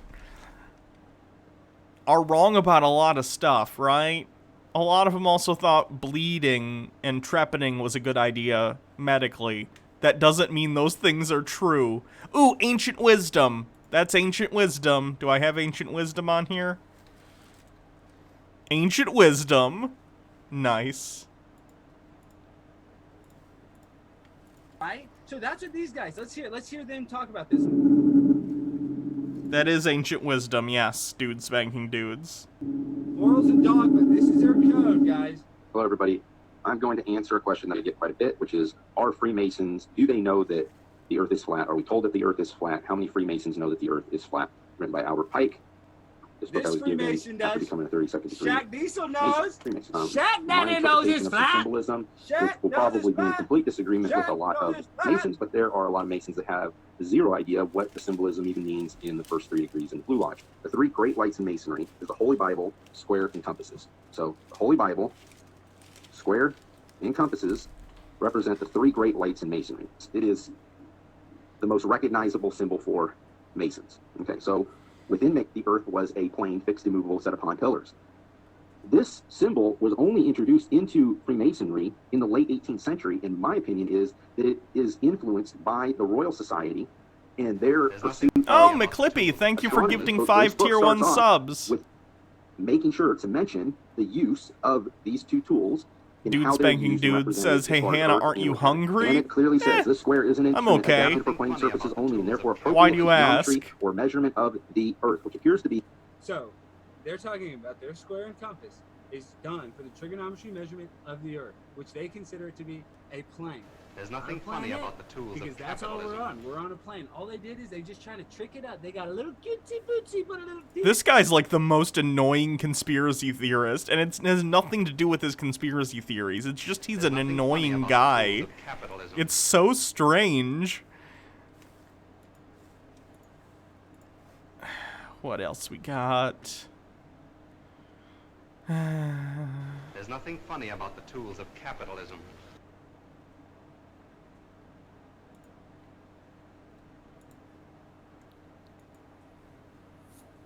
Yeah, just a quick video. I'm done.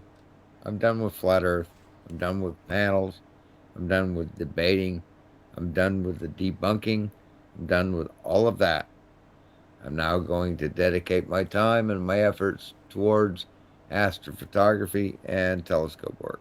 So, tonight cured me of that. So, anybody who wants to stick around, can. Oh boy.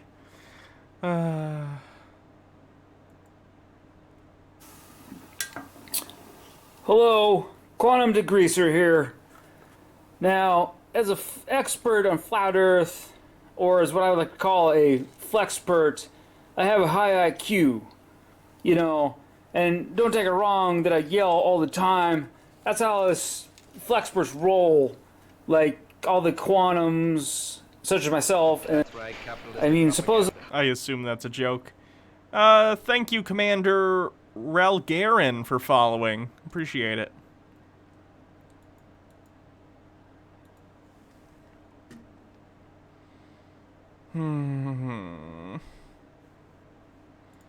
Okay. Unfortunately, I think it's time for another chapter in the saga, that is the Q conspiracy, Fall of the Cabal. I almost guarantee someone's gonna get bingo during this, because this always fills out the bingo card because it's got so much bullshit. Someone has an Etsy listing they want me to look at. Hold on.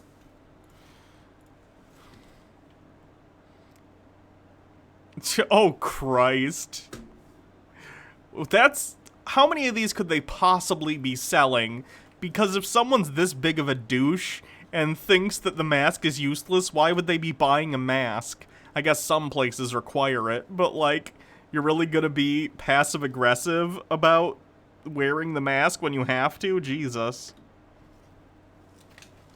Beyond Kings and Queens. The more I studied the hidden side of the European royal families, the further I fell down the rabbit hole, until I stumbled upon something extremely dark. I will spare you the gruesome details. They are too horrific, too sickening. I urge you to do your own research. Google the names you're about to hear, read and listen for yourself, and make up your own mind. This is where Pizzagate returns to the story. Oh god, again with the fucking pizza place. It's a pizza place. They don't even have a basement. Come on. Pizzagate is not just an American problem, it's a global problem. Let's get down to the real definition of Pizzagate. Worldwide, children are stolen and sold to elite pedophile rings. They are tortured, raped and murdered as part of satanic ritual ceremonies. Ritual child abuse? Already got that one. Okay. I'm trying to see if there's anything else. No. QAnon is claimed as a source. That's the whole Pizzagate thing.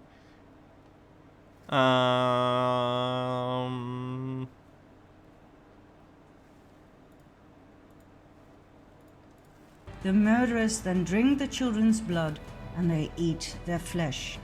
The blood of children who were severely traumatized before they died contains adrenochrome, a natural drug produced. Here comes this bullshit about this fucking chemical in the blood of children. They think that, for some reason they think that, like, children's blood after they've been abused has this chemical that they then feast on. It's so bizarre. Used by the pineal gland in the brain. I'm gonna call this vampires. That counts as vampires. They're stealing people's blood to sustain themselves. That's a fucking vampire if I ever heard one. Adrenochrome is the highest valued drug in the world. Source? Do you have any source on that, or even the existence of this? The god these people serve is Satan. It's not a god of love and mercy. Whether or not you believe in the existence of Satan is not relevant. I did not mention cheese, no. And me saying that does not count, is it? Guts to step forward. Pizzagate is real. Remember Mel Gibson's statements? He was ousted.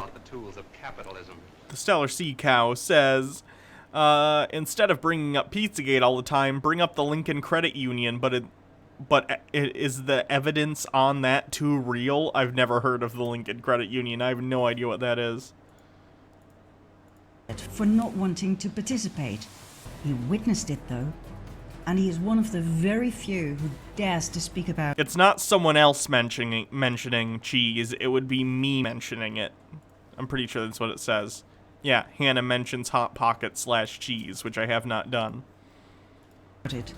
Personally, I think it's a miracle that he's still alive. Adrenochrome is real. Not gonna lie, this looks like someone found a label maker and they made a fucking thing themselves, or it's shopped. It does not look like a real goddamn label. It is the ultimate drug. This adrenochrome. Let's take a look. Adrenochrome.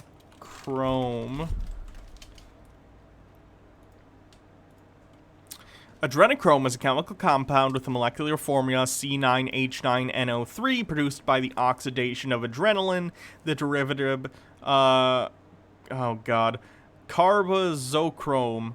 Carbazochrome is a hemostatic medication. Despite similarly in chemical names, it is unrelated to chrome or chromium. Effects on the brain. Several small-scale studies involving 15 or fewer test subjects conducted in the 50s and 60s reported that adrenochrome triggered psychotic reactions such as thought disorder and derealization. That sounds awful. Why would someone want that? That's not something people would want to spend a bunch of money on when there are tons of fun designer drugs you could be doing as a rich person. Researchers Abram Hoffer and Humphrey Osmond claim that adrenochrome is a neurotoxic psychotomimetic substance and may play a role in schizophrenia and other mental illnesses in what they call the adrenochrome hypothesis. They speculated that megadoses of vitamin C and niacin could cure schizophrenia by reducing brain adrenochrome. The treatment of schizophrenia with such potent antioxidants is highly contested. In 1973, the American Psychiatric Association reported methodological flaws in Hoffer's work on niacin as a schizophrenic treatment and referred to follow-up studies that did not confirm any benefits to the treatment. Multiple additional studies in the US, Canada, and Australia similarly failed to find benefits of megavitamin therapy to treat schizophrenia. The adrenochrome theory of schizophrenia waned despite some evidence that it may be psychotomimetic. As adrenochrome was not detectable in schizophrenics in the early 2000s, interest was renewed by the discovery that adrenochrome may be produced normally as an intermediate in the formation of neuromelanin. This find may be significant because adrenochrome is detoxified at least partially by, I'm not even going to try that one. Some studies have found genetic defects in the gene for the enzyme. So basically, it's awful, and there would be no reason to take it as a recreational drug. It makes you fucking crazy. Like, it even if it doesn't cause schizophrenia, which the studies seem to show that it doesn't, like, the studies showed that it had really, really bad effects on people who took it, so what the fuck?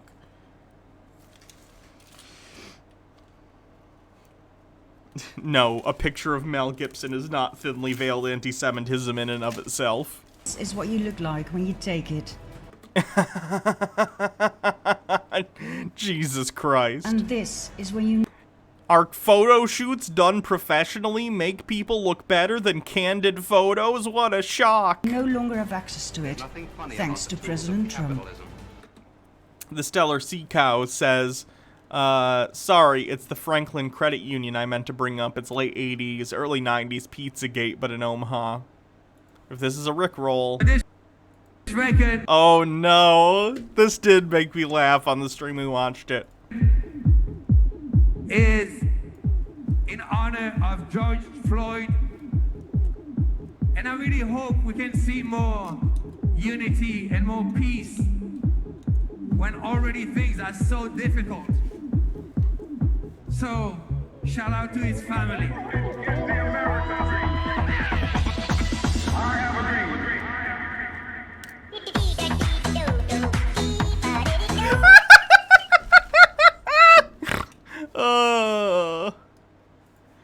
That video will never not be funny to me. There was not as much time between these photos as you may think. Kevin Bacon said Johnny Depp did adrenochrome in Fear and Loathing, and that was the horror scene. Yeah, I haven't seen that movie.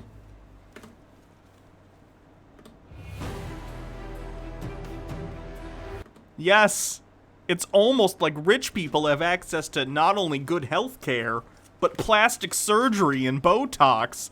How strange.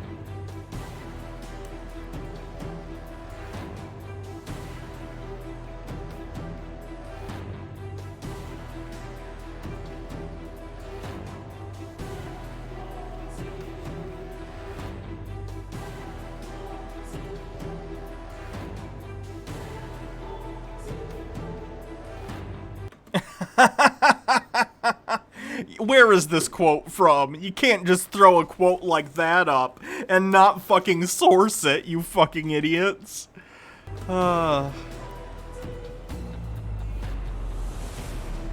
Trust us, guys, he definitely said this. Totes. We definitely know he did, because reasons.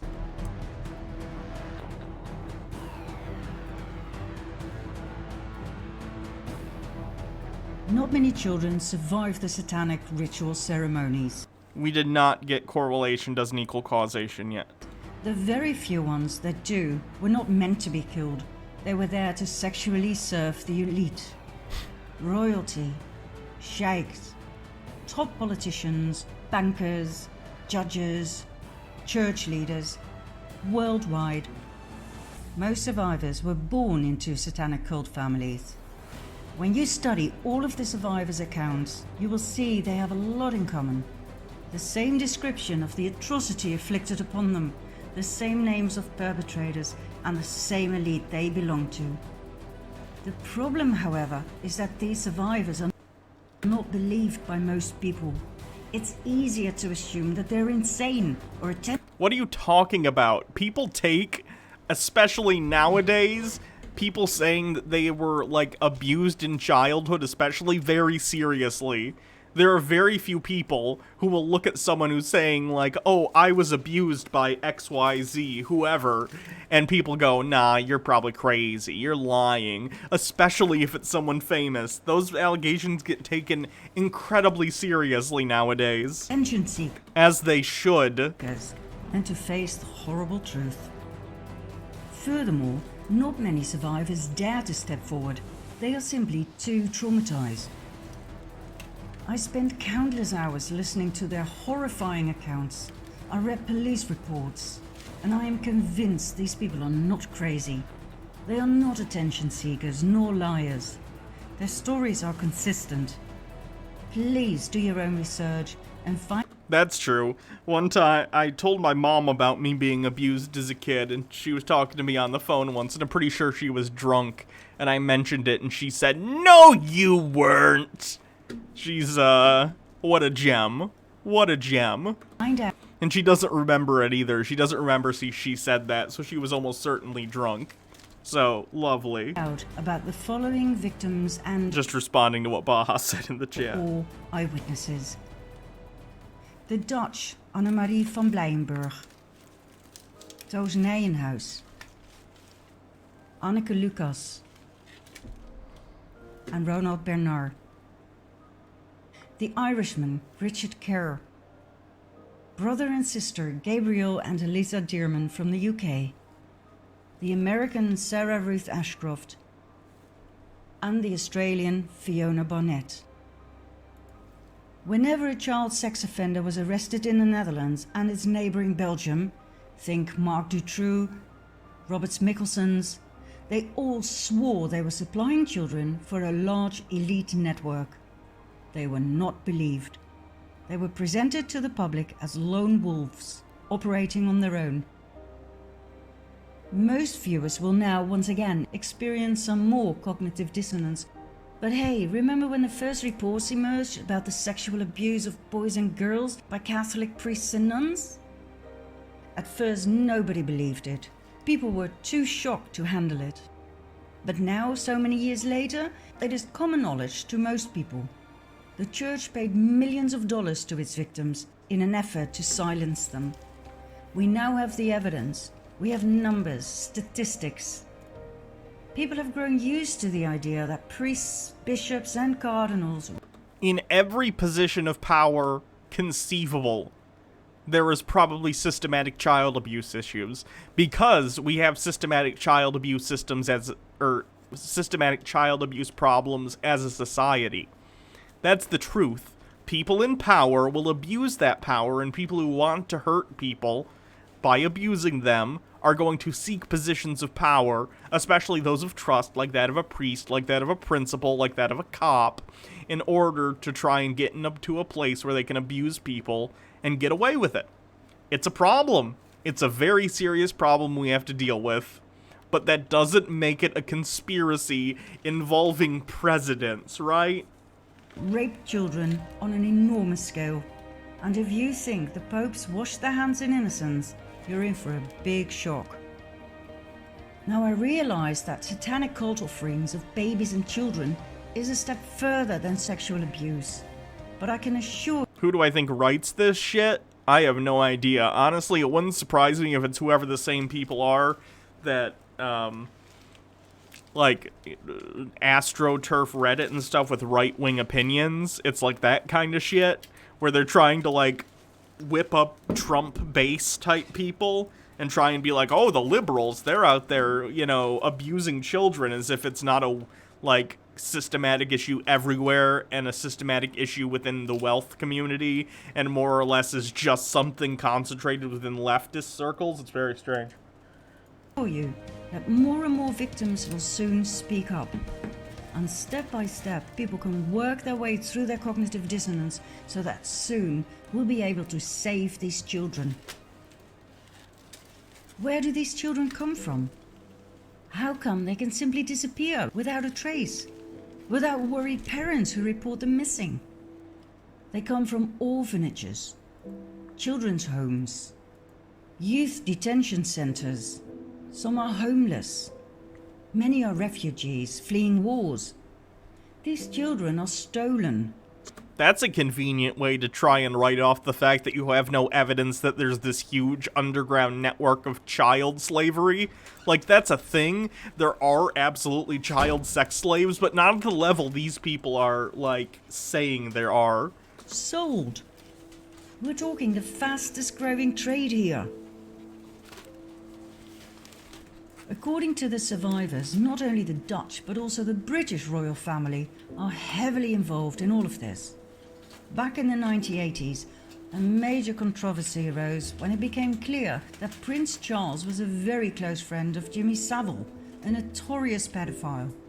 Not only Charles, the entire royal family loved Savile, as did Prime Minister Margaret Thatcher. He was like a celebrity at the time. I'd imagine they were like friends with many British celebrities. Savile was named by many victims and was said to have been extremely violent and cruel. He was never prosecuted and died a free man. Then there's the interesting close friendship between Prince Andrew and convicted pedophile Jeffrey Epstein. Bring up your image for a second so I can see.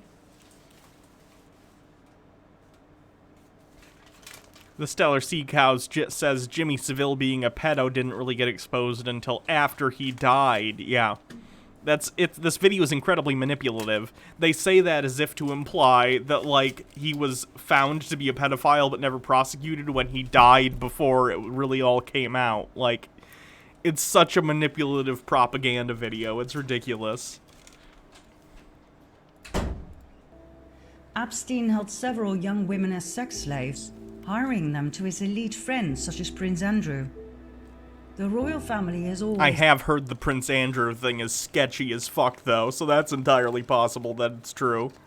There was certainly, and again, I've said this before in previous times we've watched this stupid Fall of the Cabal thing, there are absolutely rich and wealthy people who pay to go have sex with underage people. It's fucked, it's disgusting. It's why Jeffrey Epstein was murdered, but the fact that they take this fact and contort it into this, like, weird left-leaning conspiracy where, like, Hillary Clinton and Obama are fucking kids in a pizza place is insane. That's not how it works, right? Like, Jeffrey Epstein had an island somewhere where this stuff happened. They aren't doing it at a pizza place in metropolitan Washington, D.C., and it's certainly not a partisan thing, it's a wealth thing. He's denied the allegations.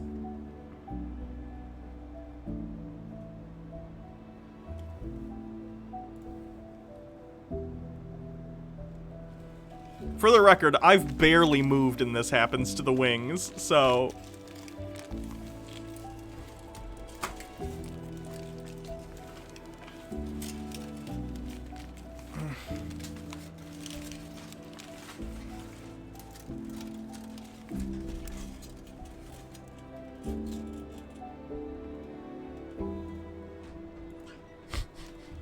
Sure you have.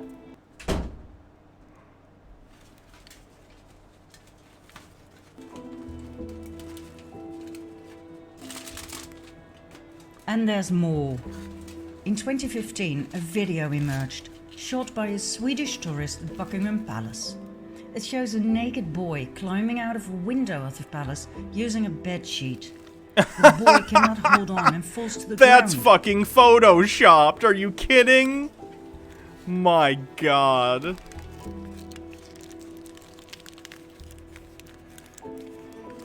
The mainstream media tried their utmost best to debunk the video. Buckingham Palace declined to comment on the video, and the Metropolitan Police said they had no reports of the incident.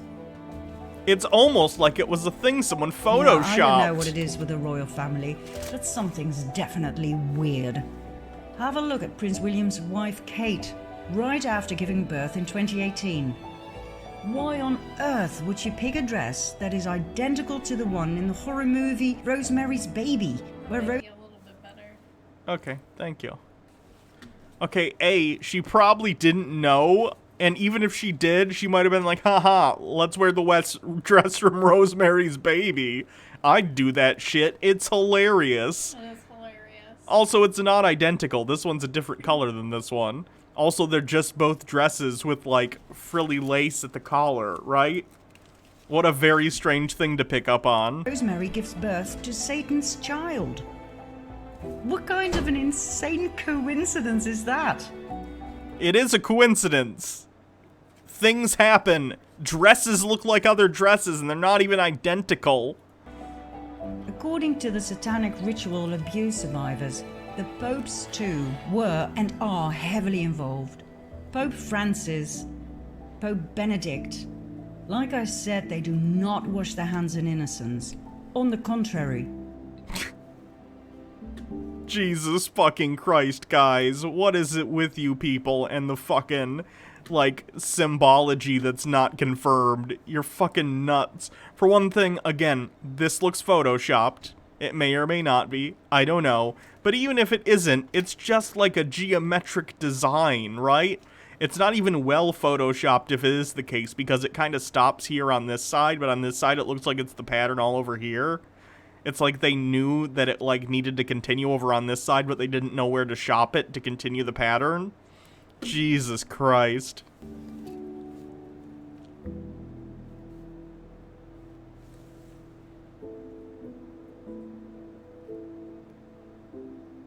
Symbolism will be their downfall. Yeah, gee, guys, we have a global, like, pedophile conspiracy. Should we put our logo on everything? I don't know. It seems like a bad idea for a secret organization, right? I don't know. It's fun, though. It's so stupid. They're powerful enough to keep a global pedophile ring secret, but not smart enough to not put, like, a pedophile logo out in the open. This is insane. Both Pope Francis and the Dutch Prince Bernhard loved hunting parties, according to the survivors. Once again, I will do you the great favor of sparing you the disgusting details, but it boils down to this. The hunting parties took place in secret in forests, most of which belong to royal estates in several European countries. The participants... Arcanist Amber Blackwell says, am I the only one who can't stand how much people fawn over Pope Francis? Yeah. I find it really stupid. Oh, the Pope said something vaguely progressive, okay? And? Who the fuck cares? He's still the head of the Catholic Church, an organization which is known for fucking kids, and they're not exactly changing their actual policies on, like, whether or not gay people can get married. It's stupid. He's a PR guy. All part of the before-mentioned elite satanic pedophile cult would hunt down children, rape them, murder them, and cut off their genitals as a trophy. You're gonna need to source that. In February 2013... Other than QAnon. QAnon is not a fucking source, if I need to say that. Former Pope Benedict Joseph Ratzinger was prosecuted and sentenced by default for crimes against humanity by the International Tribunal into Crimes of Church and State. Ratzinger's crimes included child trafficking and protecting priests who had raped children. Is this why he's the Catholic condemned, Church is fucked? even though being a pope is a nomination for life? Interesting little detail is that lightning struck St. Peter's twice, only moments after his resignation. Jesus fucking Christ. Yeah, lightning strikes the lightning rod. What a shock. More news at 11.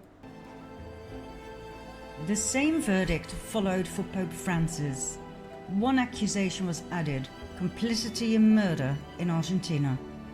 Others who were also prosecuted and sentenced for crimes against humanity were the British Queen Elizabeth Windsor and her husband Prince Philip, former Canadian Prime Minister Harper, and 27 other dignitaries. Whether or not this will lead to arrests, time will tell. For now, both the Pope and the royal family enjoy immunity. The International Tribunal into Crimes of Church and State extensively investigated the case of the rape, torture and murder of 50,000 native children in Canada. The United Church of Canada, the Anglican Church and the British royal family played a major role in this case, as did the Dutch royal family, who fled to Canada to be safe from World War II.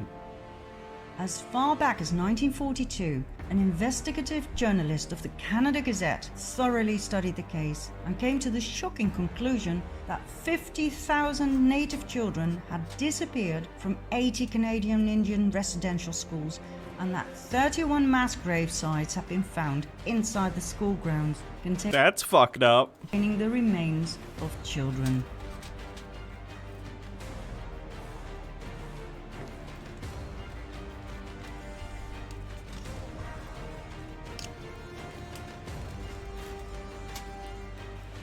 Now, as shocking as this may be, it is nothing new. On a regular basis, mass baby and children's graves are discovered, often near nunneries. In some cases, we don't know exactly what happened. In other cases, we do know, due to forensic evidence. I'd imagine they ran an orphanage and a lot of the kids died because infant mortality rate was astronomical in the past, and instead of like going through the process, whatever it might be at the time, of making marked graves because they had so many kids coming through, they probably just decided to bury them in a way that wasn't the most respectful. And the eyewitness accounts of survivors. Mel Gibson was right when he said that satanic cults with child sacrifices are nothing new. It goes way back into history. For thousands of years, children have been murdered to please Satan, Lucifer, Baal, Moloch, or whatever you want to call him. I have found many paintings of child sacrifice in Catholic churches during my own research. It's part of human history, but that doesn't mean it's okay.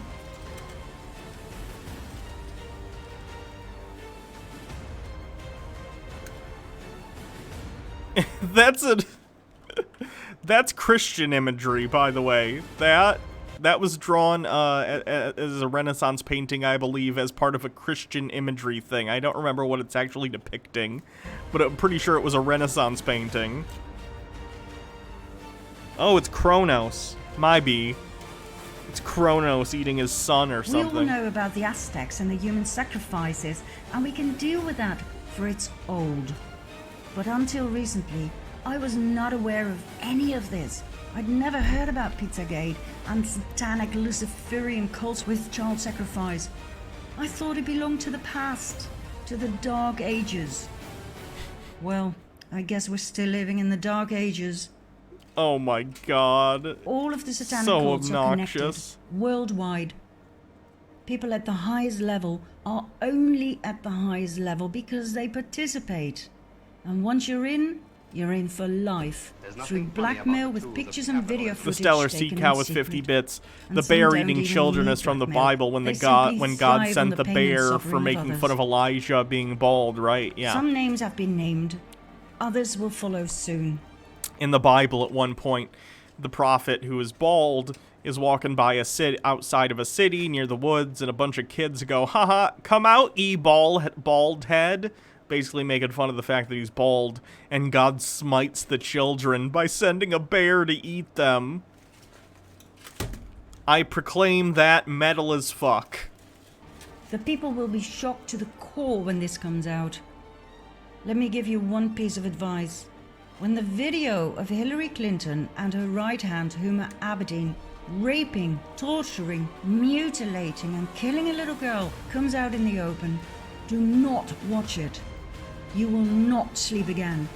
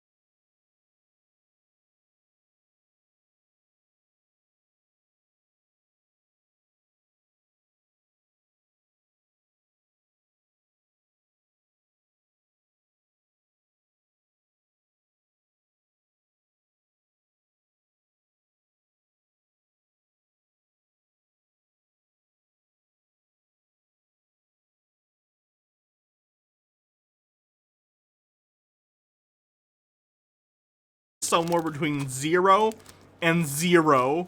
And on the female flip side of things, nowadays birth control is just this cover for what birth control is: hormone therapy. Oh my god, but it's not HRT. Those are different things. Hans, no. Is your wife not on birth control? Do you not use any form of birth control, Hans? They're the same thing. But I'm going to focus on testosterone. It's just way more powerful. The truth is that popping estrogen pills, it doesn't really do that much. It's mostly pointless. Did he say population control? If so, yeah, that's population control.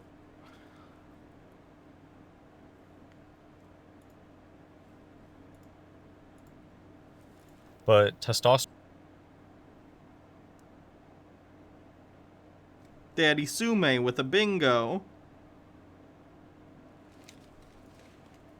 I think Daddy Sume got to it first. Let me double check.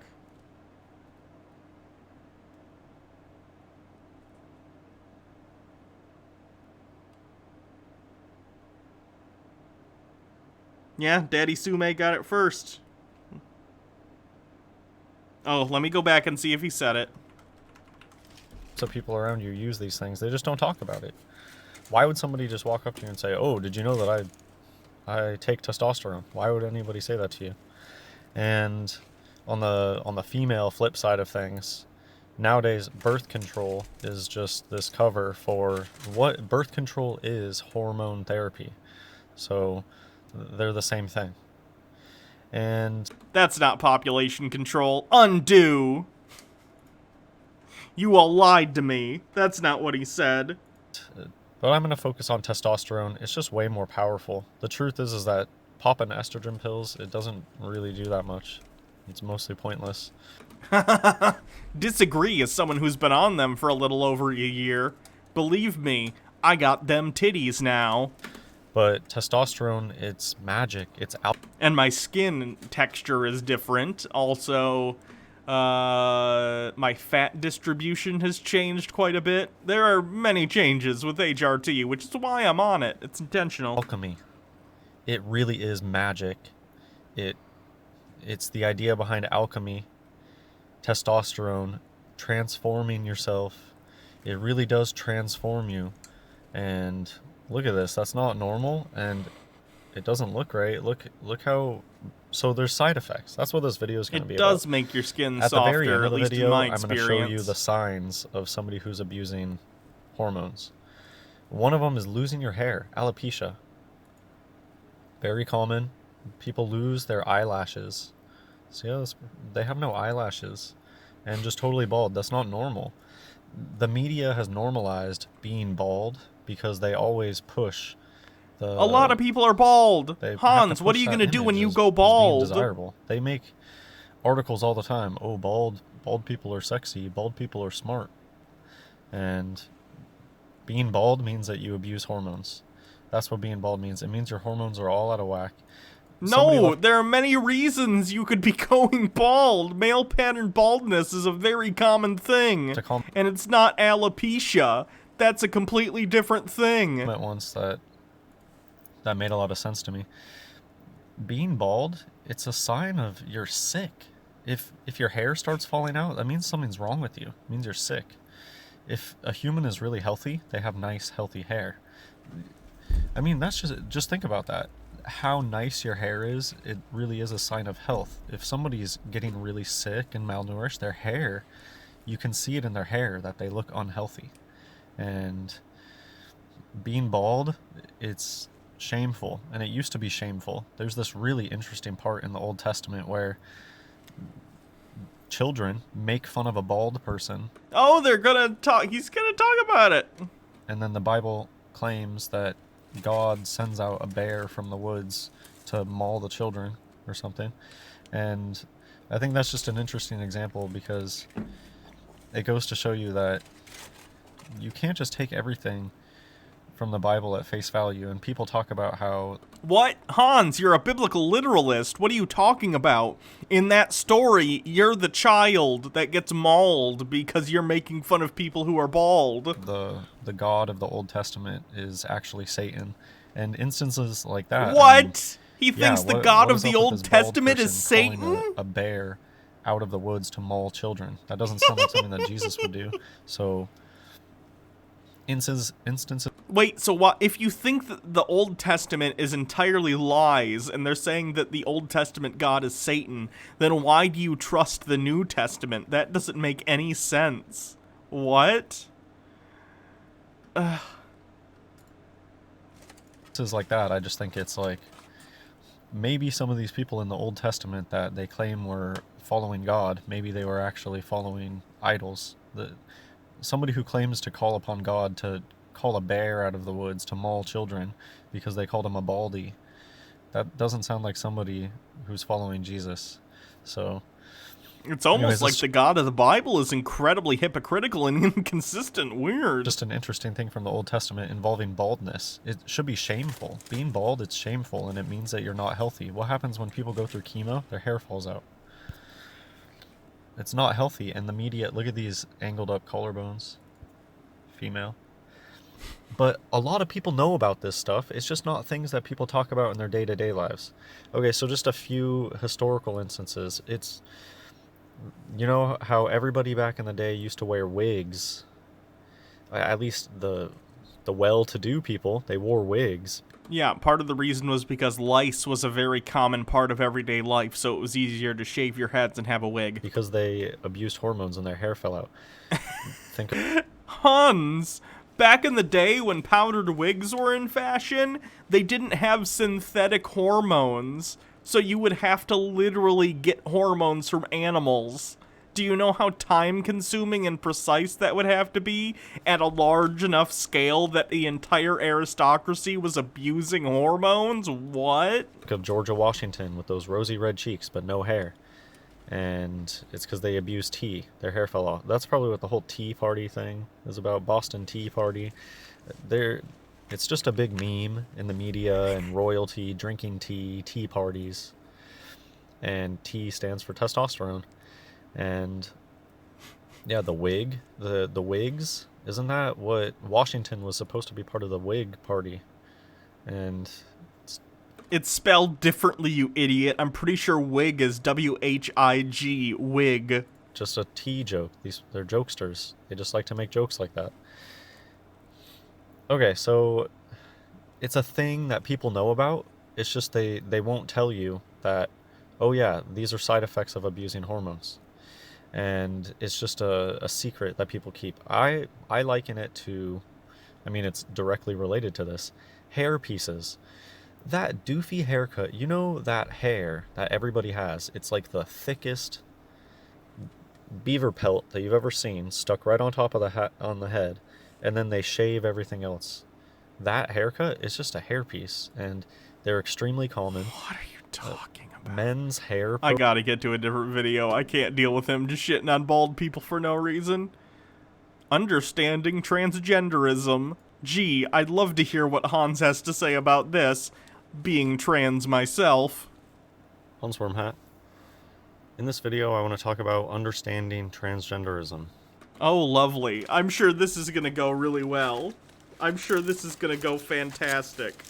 And not at all be offensive. And it's one of those things where you know the whole truth. This person, probably a trans woman, which is hilarious, says, I'm just gonna choose to believe that I have a woman's skeleton and was born with a penis because it's weirdly validating. True. True. The belief that I have lady bones. Very great.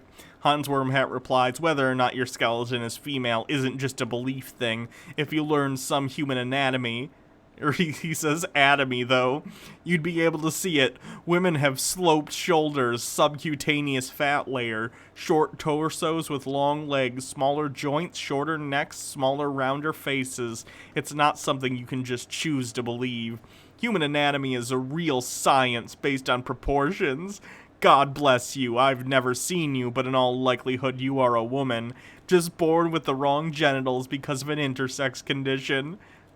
I guess good for kind of half-assedly, weirdly validating this person, even though they're calling them intersex when they're not. Do you really think all these men out there today who want to live as women is just a random thing? Or do you think there's more to it?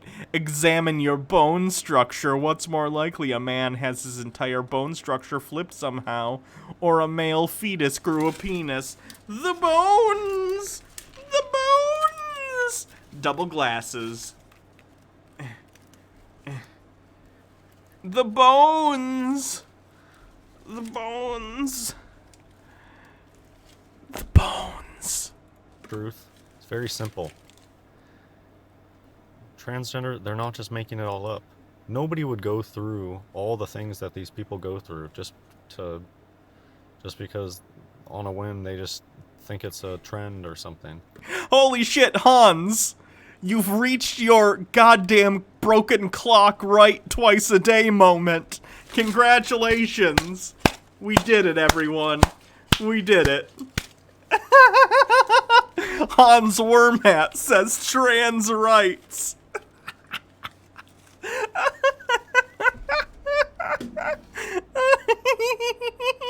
You know, very few people, think of the people out there that just totally tattoo up their face and rip their tongue in half and stuff like that.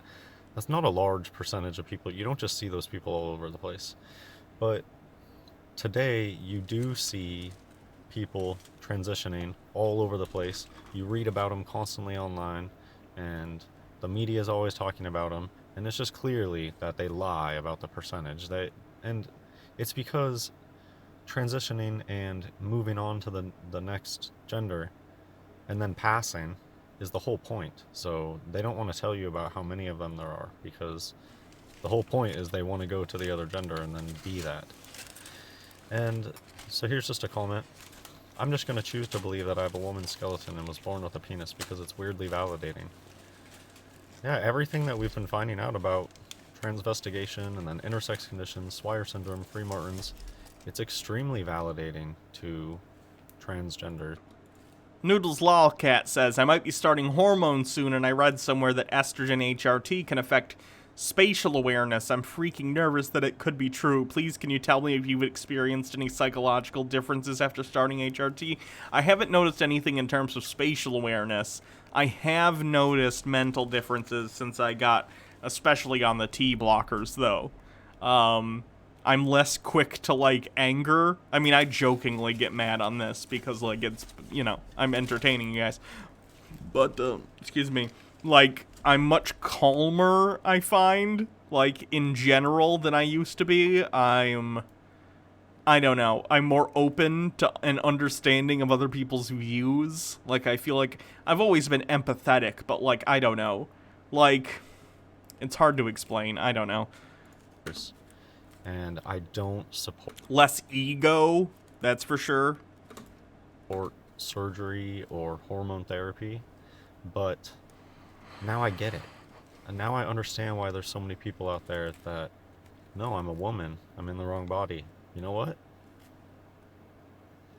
What if it's not all made up in their head? What if they're telling the truth? And guess what? If you look at their bone structure, you'll see that it's the truth. And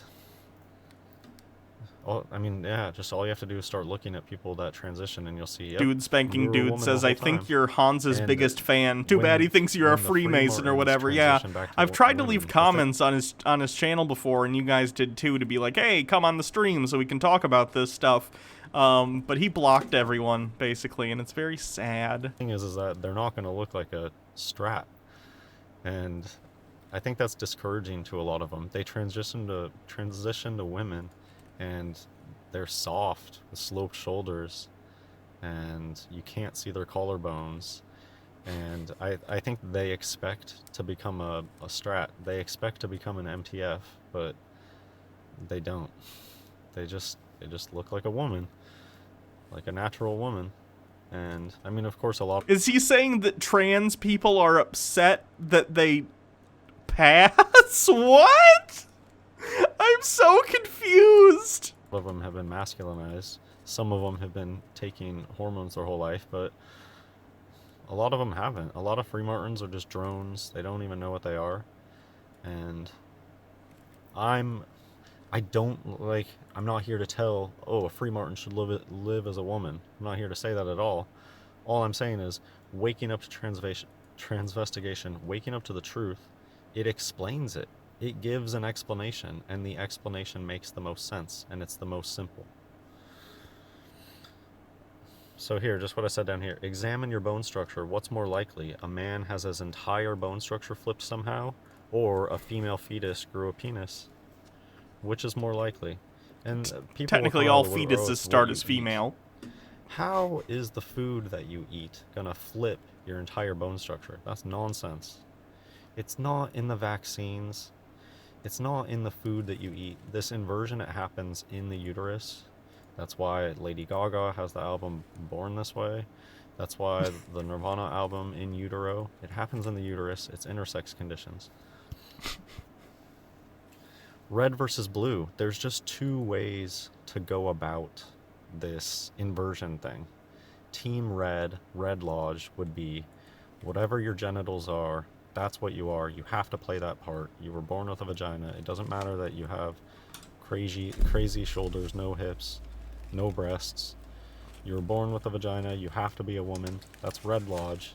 And now we have this other Blue Lodge thing. If you've ever wondered, where does this insanity come from? Why are there these insane mothers out there that are forcing their little boys to be raised as a girl and take hormones? No one is forcing their children to take hormones, for Christ's sake, Hans. It's because they know that their boy's a free martin. And I mean, there's horribly evil people on both sides of the spectrum, but it gives an explanation for their psychotic behavior. Why are there all these mothers out there forcing their young boys to be girls? Source on any of that? Because they know the truth. They know that their boy is a free martin. Holy shit. Hans, young kids who like get put on like blockers so that they don't sexually mature, so that when they decide finally that they want to transition, it's easier for them. They're not being forced by their parents. It's a rigorous process involving many doctors, you idiot. And of course I don't support that. I think every individual should be able to grow up and decide what they want to be for themselves and leave their genitals alone. That's literally what happens, Hans. They aren't giving kids... Oh my god. And quit doing... He's so close, but so far away. Only no more of that science crazy... I mean, it's satanic.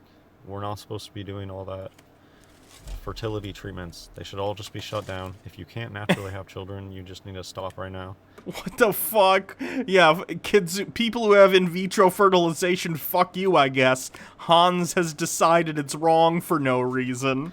Because, I mean, it's a big eugenics program, and how do people not see that that's satanic? Oh yeah, if this dude's a troll, he's the best troll in the history of trolls, and I would continue to watch his videos because they're fantastic trolls, if so. Right. And they can see, it's just that they're a part of it. There's a reason fertility clinics and in vitro is so prevalent these days. They need it. The eunuch class needs it. And anyways, yeah, this... On one side you have these people, oh, transgender people are psycho. It's all in their head. It's all in their head. That's Red Lodge. And yeah, they're mostly free martins, and they probably dress up in their wife's clothes all the time. And then... they yell at transgenders.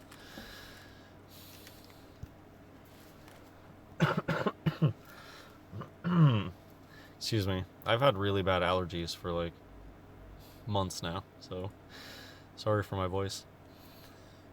Treatment. How is this treatment? So Swire syndrome. They know that these girls are really boys, and instead of telling them the truth, instead of telling them that, they just talk about how they have to fix them. This is just the... Hans, you're so tied up in this biological essentialism, you've completely lost the plot. Standard protocol of today. You have an intersex condition, what they're going to do is they're going to reinforce whatever your genitals are and run with it. They're not going to inform you about all this stuff. That's for the illuminated people who learn about all that stuff. Most of the time, it's just your genitals are this. We're gonna move forward treating you like that. So that's why Swire syndrome. It's just you're a woman. They just tell them you're a woman. We need to give you hormones. But I don't know if they get told actually you're a man. You just have a vagina. Hans, if they have a vagina, are raised as women, identify as women, in what way are they men? And I'm not here to tell Swire people how to live their life. If they want to live as a woman, if they want to live as a man, I don't care. I just support the truth. And I never support the alchemy stuff. No hormones, no surgery. Look how interesting this is. I'm also intersex. I am transitioning to female and had surgery when I was little. I was raised as male. They're not just turning them into... We hear a lot about the other way. Turning people into girls. But I think a lot of times they use circumcision as a cover for really, really young... They do it when they're brand new born. Oh, their genitals don't look right. But it looks basically like a male, so we're gonna make it a male. Very common. You just don't hear about it because people don't go blabbing about this stuff. But they exist all over. Yes, Hans, there are people who are intersex. That's not a conspiracy, and it's not most people. A lot of malformed genitals out there, and it's probably because they were born intersex and just operated on. So it's kind of interesting. I mean, I think I've said everything that I need to say. Why are there so many transgender people out there? Because they really are transgender. They really are. They really are a woman who was born with a penis. That's the answer. He's so weirdly backhandedly an ally, but in like the worst way. It's so again, strange. I don't think that every free martin is going to feel that way. And I don't think every free martin should live as a woman, but it makes things make sense when you know the truth. Okay, so I just think it's really funny because I get a lot of haters that are transgender, and it's strange. Why are you hating on me? How do you not see that what I'm saying validates everything that you're going through? There's people out there that make videos about me, trying to shame me, and they... Hi, Hans. They are MTF. Please come on the show, Hans. Please come on the show. I love you. Be my waifu. Which is really free martin living as a female. I just think it's so crazy that I don't know how to explain it. I think it's kind of funny. Like, you're attacking me, Commander. even though I totally support your cause more than Commander Relgaren with 300 bits. Hey, Hannah, I've watched your stuff for years. I want to finally give you some support and love what you do. Also, trying to hard to hit the wrong mark with terrible aim may give a correct answer every once in a while. Yeah, Hans is an interesting fella. And pretty much Oh, he's talking about me, for show. For show. Hans, if you see this, you're an interesting guy. You really are. I'd love to talk to you sometime. Genuinely.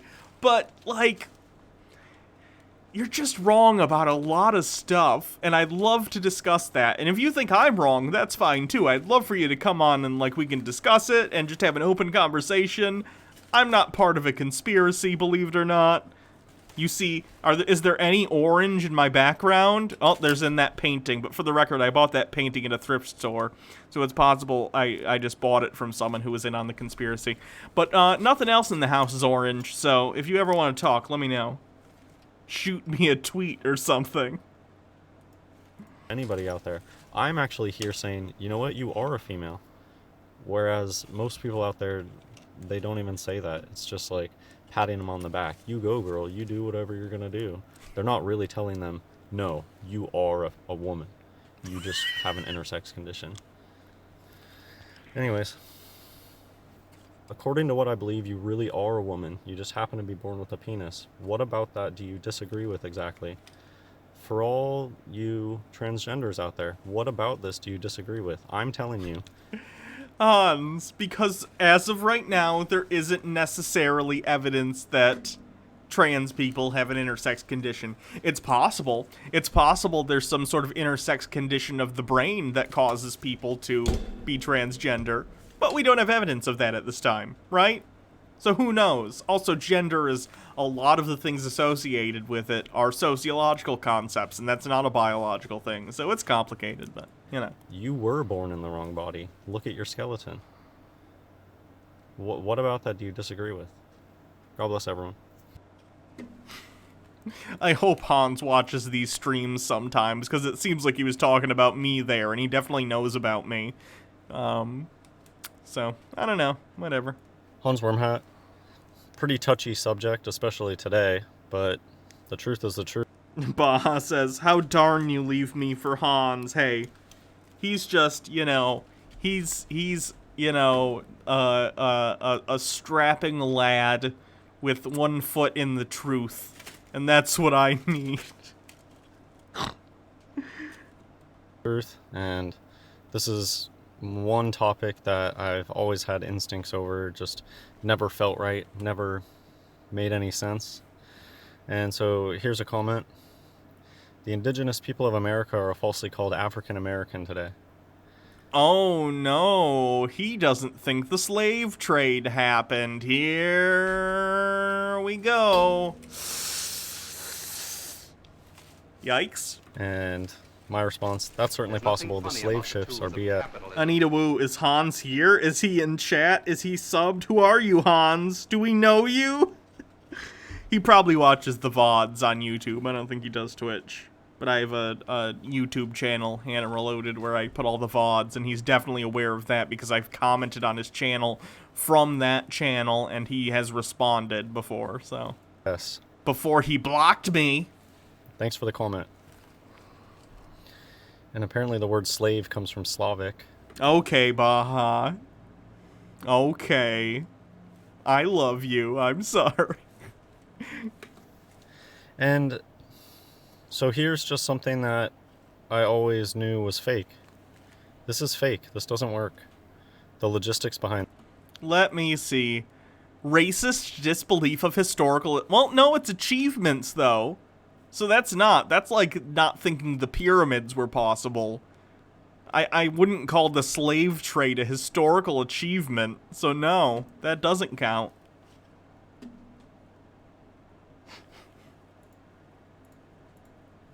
In this, it doesn't work. How do you feed and give water to all these people? They would, hilariously enough, one of the big things that can wake you up to all sorts of different conspiracy is, where's the poop?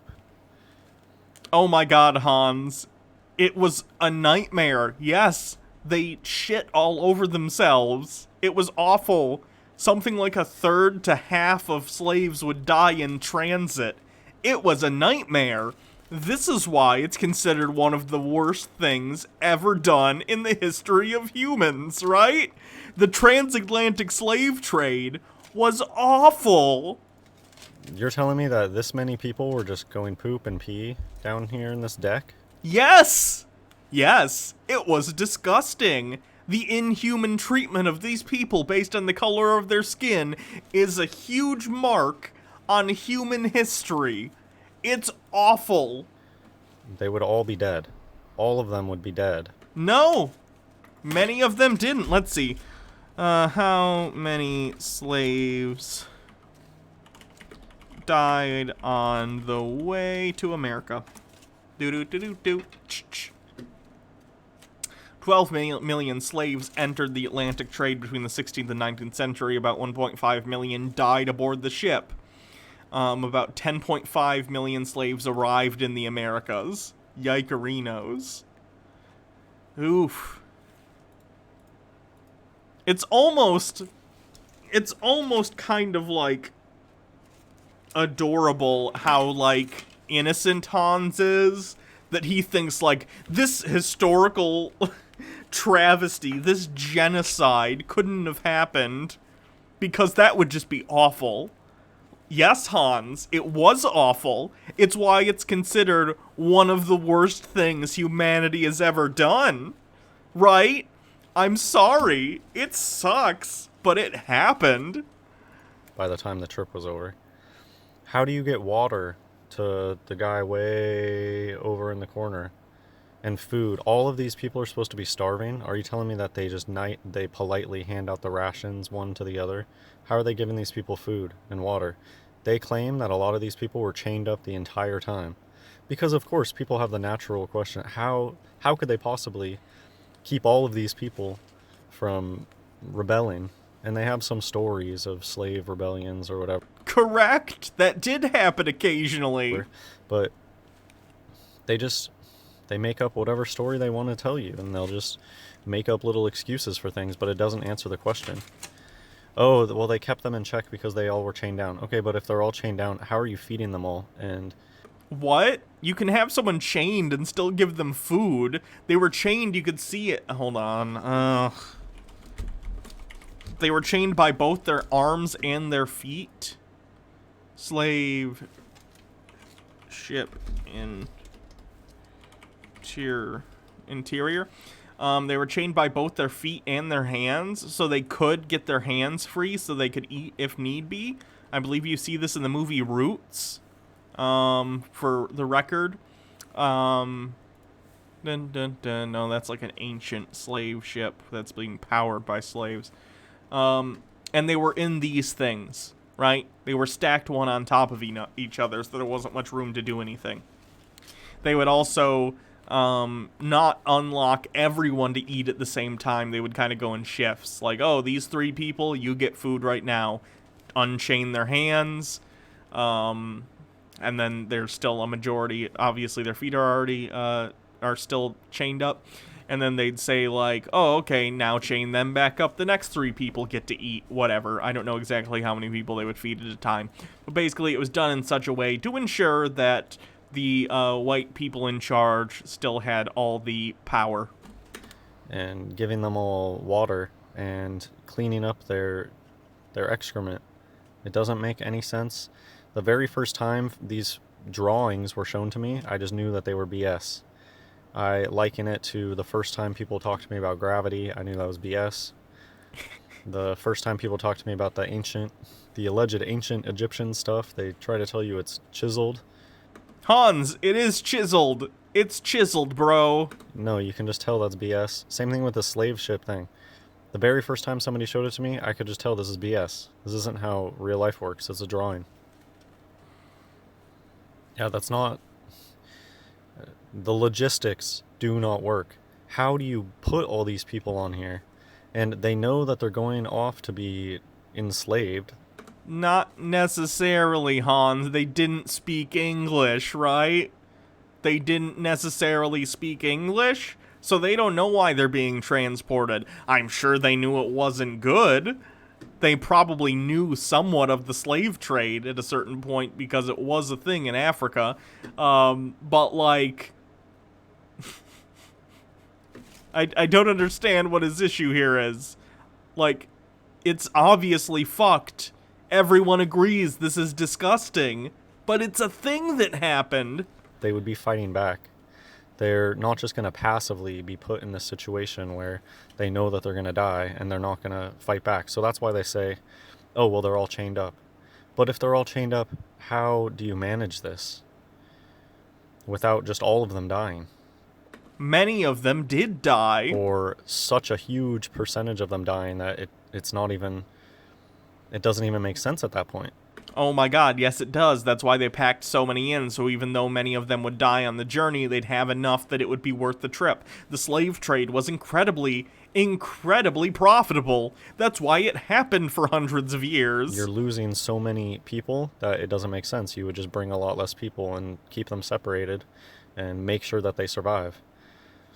It's expensive to buy a slave. Correct?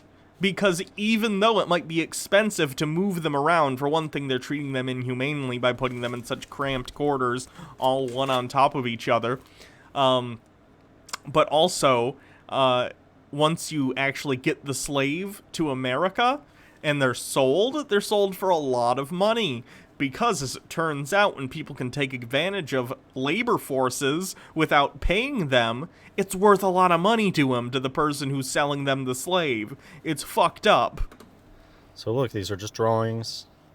This is not proof of anything. They're just drawings, and that they want you to... Hans, they didn't have photography. What do you mean? I don't know. They wanted to have an explanation for where dark-skinned people came from. So they made up this hoax, this slave trade. I do agree that dark-skinned, what people call African Americans today, they probably started here in America, and the Native Americans, it's just a big hoax. I think the Native Americans, they took a certain group of people and they used them as a land grab. Okay, we're going to scatter you all throughout America and claim that you people were the native people here. And then they used them in their psyops and...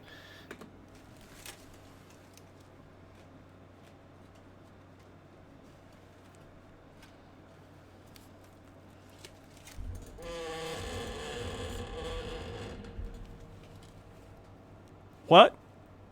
Did you just say you think the existence of Native Americans is a conspiracy?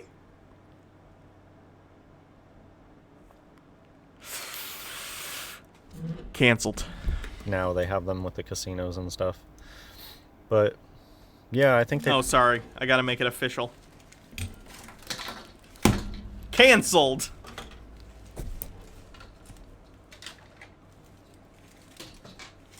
Probably did take away what people call today black people. I really don't like that term, black people, white people. So I don't know, dark-skinned, light-skinned. I don't know if that's any better.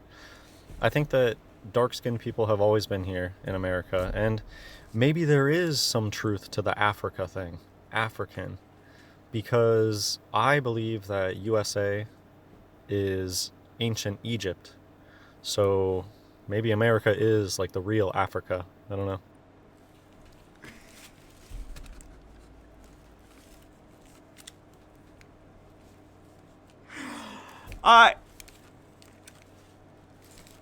There's nothing funny about the tools of capitalism.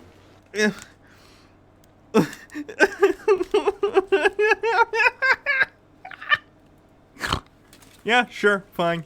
USA is Africa, whatever, okay.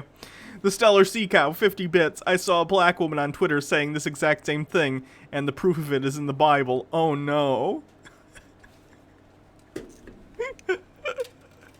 Then what is Africa? Yes!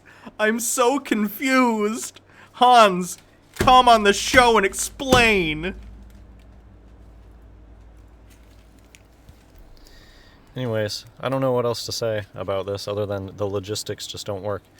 How do you feed and water all of these people? Poorly. Just think of how much food and water this amount of people would require. Okay, Hans, you can go like a month or something like that without food. It might even be longer than that. Hold on.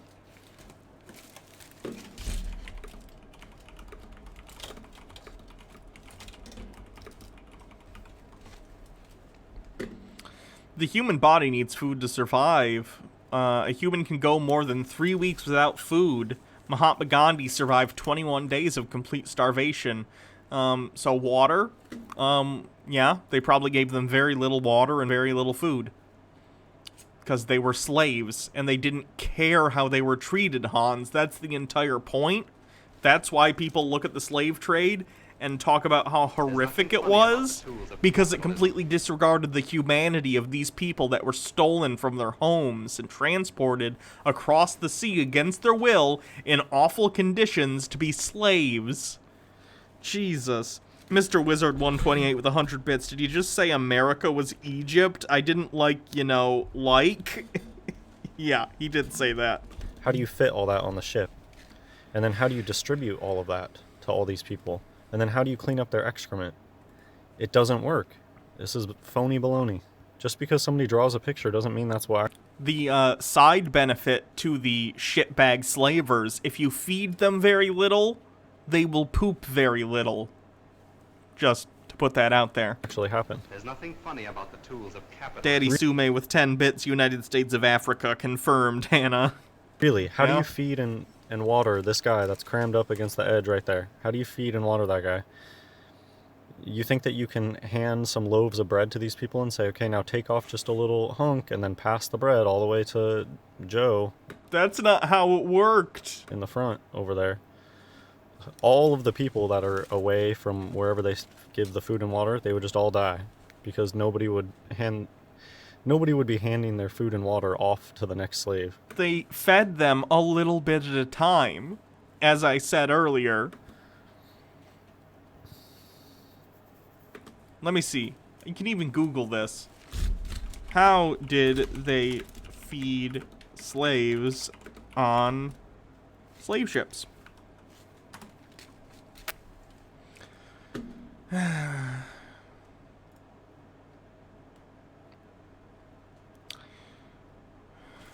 Control F, feed.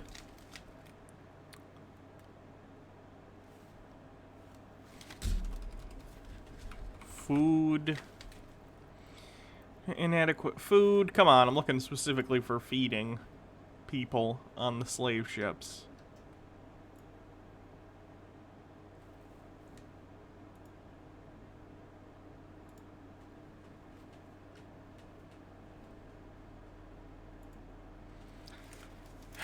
The owners of slave ships held as many enslaved people as possible by cramming, chaining, and selectively grouping slaves to maximize space and make travel more profitable. Slaves on board were underfed and treated brutally, causing many to die before even arriving at their destination. Dead or dying slaves were dumped overboard. These people were not treated as human, living like animals throughout their long voyage to the New World. It took an average of 1 to 2 months to complete the journey. The enslaved people were naked and shackled together with several different types of chains stored on the floor beneath bunks, with little to no room to move due to the cramped conditions. Some captains would assign slave guardians to watch over and keep the other slaves in check. They spent a large portion of time pinned to floorboards, which would wear skin on their elbows down to the bone.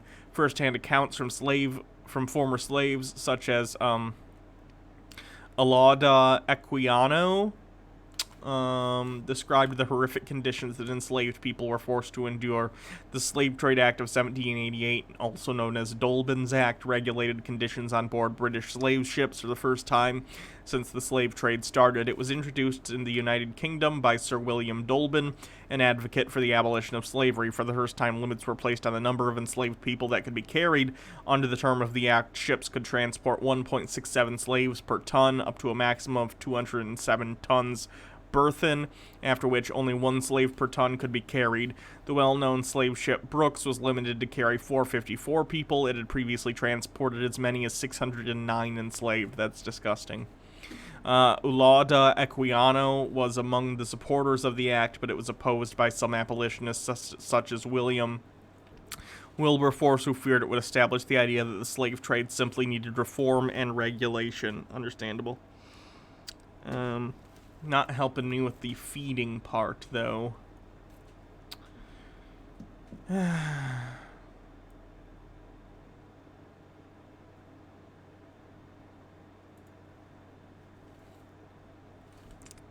know they showed it in Roots, the movie, but I don't know if that's accurate. So I want to try and find something.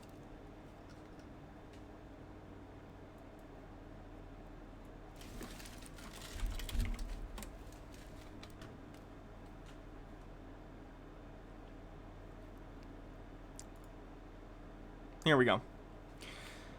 Slaves were fed very little during the Middle Passage. The best slave ships fed the slaves beans, corn, yams, rice, and palm oil. However, the slaves were not always fed every day. If there was not enough food for the sailors and the sailors would eat first, and the slaves might not get any food. On some slave ships, the slaves that looked sick were not given any food. Many slaves died of starvation and dehydration during the Middle Passage. There you go. So all we get are those. Okay, how's there not a mutiny? These people are not tied up at all. And what? It's an illustration, Hans. There's just one person with a sword. There would be mutiny instantly.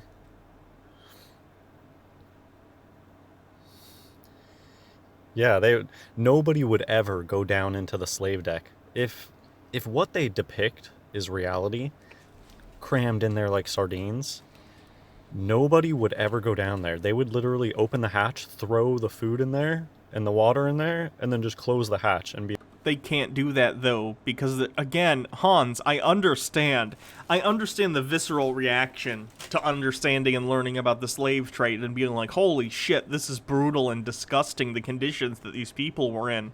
I get it. That's the correct reaction. But your reaction to that should not be, therefore it didn't happen. Because it did. Awful things have happened all throughout human history. People are capable of perpetrating awful acts upon each other. It's awful. It's shit. It's horrifying. But it is reality. And you cannot run away from reality just because it's scary. Be like, well, they'll figure it out. Because you would just be ripped to shreds if you went down there. These people would... I mean, so that's where they... I haven't heard him talk about the Holocaust, so I have no idea. If I had to guess based on stuff like this, though, he's probably a Holocaust denier. They say that they're all shackled together. It doesn't... They'd still be trying to bite you and kick at you, and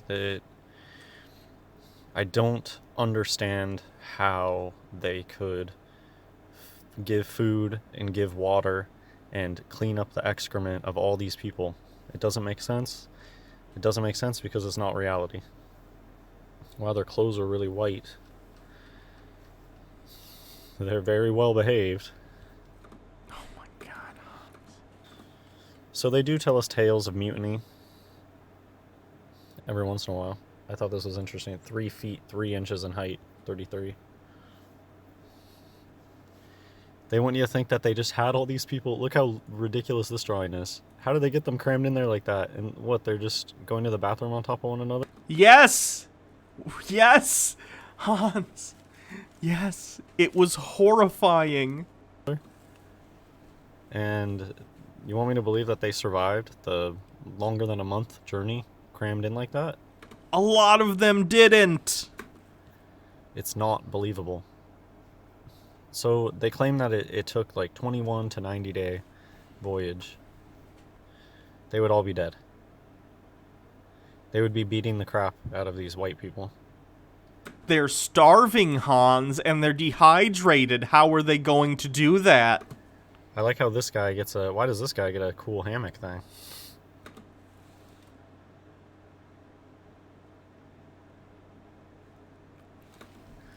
Okay, does this look believable? No. The owners of slave ships held as many enslaved people as possible, cramming, chaining, and grouping slaves to maximize space and make travel more profitable. But it's not profitable if they just all die.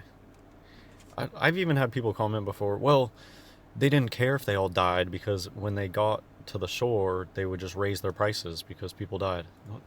Correct. It's a supply and demand thing.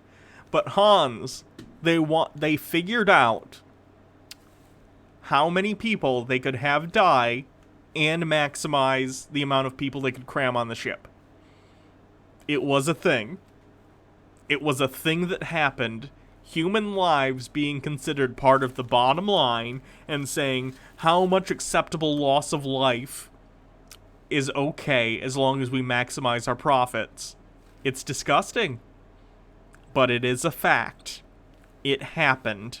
That still doesn't make sense. You don't just let all of your cargo, which they love just calling these people cargo. Hans, by definition, they were treated as cargo. That's what they were to the slavers. They're not. They were human beings. But when people describe them as cargo, it's because that's how they were being treated by the slavers. Okay? You don't just let all of that die. That doesn't make sense. You would bring less so that you don't lose so much of your money. Again, they figured out more or less through trial and error what the maximum amount they could cram in while losing as few as possible. That doesn't mean losing zero, but they figured a certain amount of loss is okay in terms of being able to cram more people in because the amount of people they crammed in made it more profitable than if they were just to have fewer people. Because you have to pay for the slaves. You're not just going to pay for a bunch of slaves. and then let half of them die. And so they're just selling you an emotional story. We have all sorts of psyops like this. They want you to believe in something, so they just make the story outrageously over the top, like sad and depressing for these people, and then they turn it around and make you feel like a bad person if you deny it. How rude of you. These people lost their lives. And it's like, well, you haven't proved that these people lost their lives. All you've done is shown me a drawing and told me that I'm a meanie because I don't believe it. Because I don't find these drawings convincing. And in my mind, it doesn't make... Does he think the only evidence that these things happened, and they did fucking happen as if it needs to be said, does he think the only evidence these things happened is the drawings and illustrations, and not the first-hand accounts written down, and the fucking transactional records of this? Like, this was a business. They have manifests from the various companies that existed and were slave traders. They have, like, crew manifests. They have logs as to how many are being moved from Africa. Like, it's a documented business. Make any sense? The logistics of cramming hundreds of people into a deck of a ship that are going to be sold off for slavery? It just doesn't make sense. Here's a really interesting story. The Wikipedia article, they gave a reference to this person when it came to describing slave ship stuff. There's a lot, actually. There's a lot of portraits of dark-skinned people, and they're wearing nice clothes from back in the day. So I think it's just, they just sell you this false notion of... There aren't a lot, Hans. I don't know. There are some because there were freemen. I've actually seen but a decent not amount of the majority. Era. Even by a lot, it means he's seen this and Frederick Douglass, and those are the two he's seen. So there's a lot. I have seen them on video. Dark-skinned people dressed up nicely. So you've seen it on video. You've seen video of the 17 and 1800s. I'm gonna need a source on that, Hans, because I think you've just discovered the world's first time traveler. I don't know what race relations were exactly like back then. Bad. They were bad. You know, because of the whole slave trade thing and treating people as property. You know, that thing that happened. But I assume that the same sort of societal psyops that happened today were going on back then, too. So, the Wikipedia article on the slave trade mentioned this person, and then if you go farther in this person's thing, there's a controversy related to the memoir. And what's the controversy? So you can pause it if you want to read any of this. There's questions of the slave's account of being born in Africa. This has a citation needed. It literally says it right there. According to Coretta, Aquino Vasa's baptismal record and a naval muster roll document him as from South Carolina. What do you know? This person, there's documentation of this person being born in South Carolina, and they have this crazy tale of being on a He was probably bought in South Carolina. Slave ship. Jesus. Guess what? Liars have always been around, and people want to make up fantastical tales and get you to believe in them. And that's what this whole earth is just a bunch of phonies that... How many stories out there? Oh, wow, that's such a fantastic story. It's because it's just fantastical. People...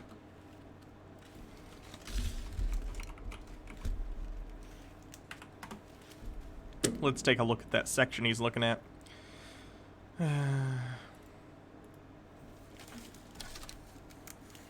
Following the publication's 1967 of a newly edited version of his memoirs, Paul Edwards' interest in Equiano revived. Additional editions of his work have been published since then.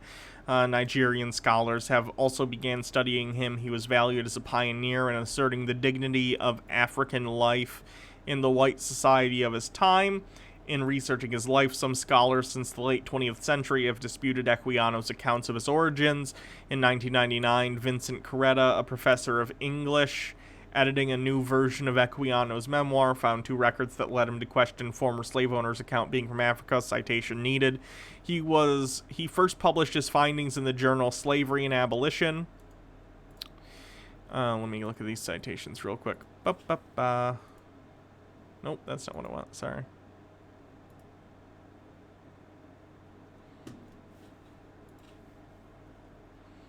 And this is Slavery and Abolition. That's a journal. I'm not...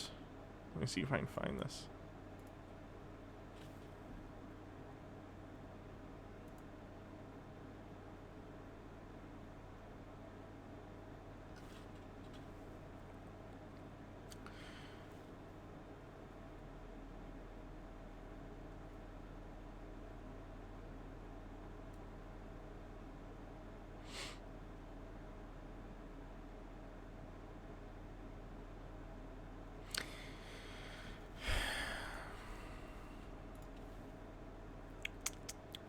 Wayback Machine.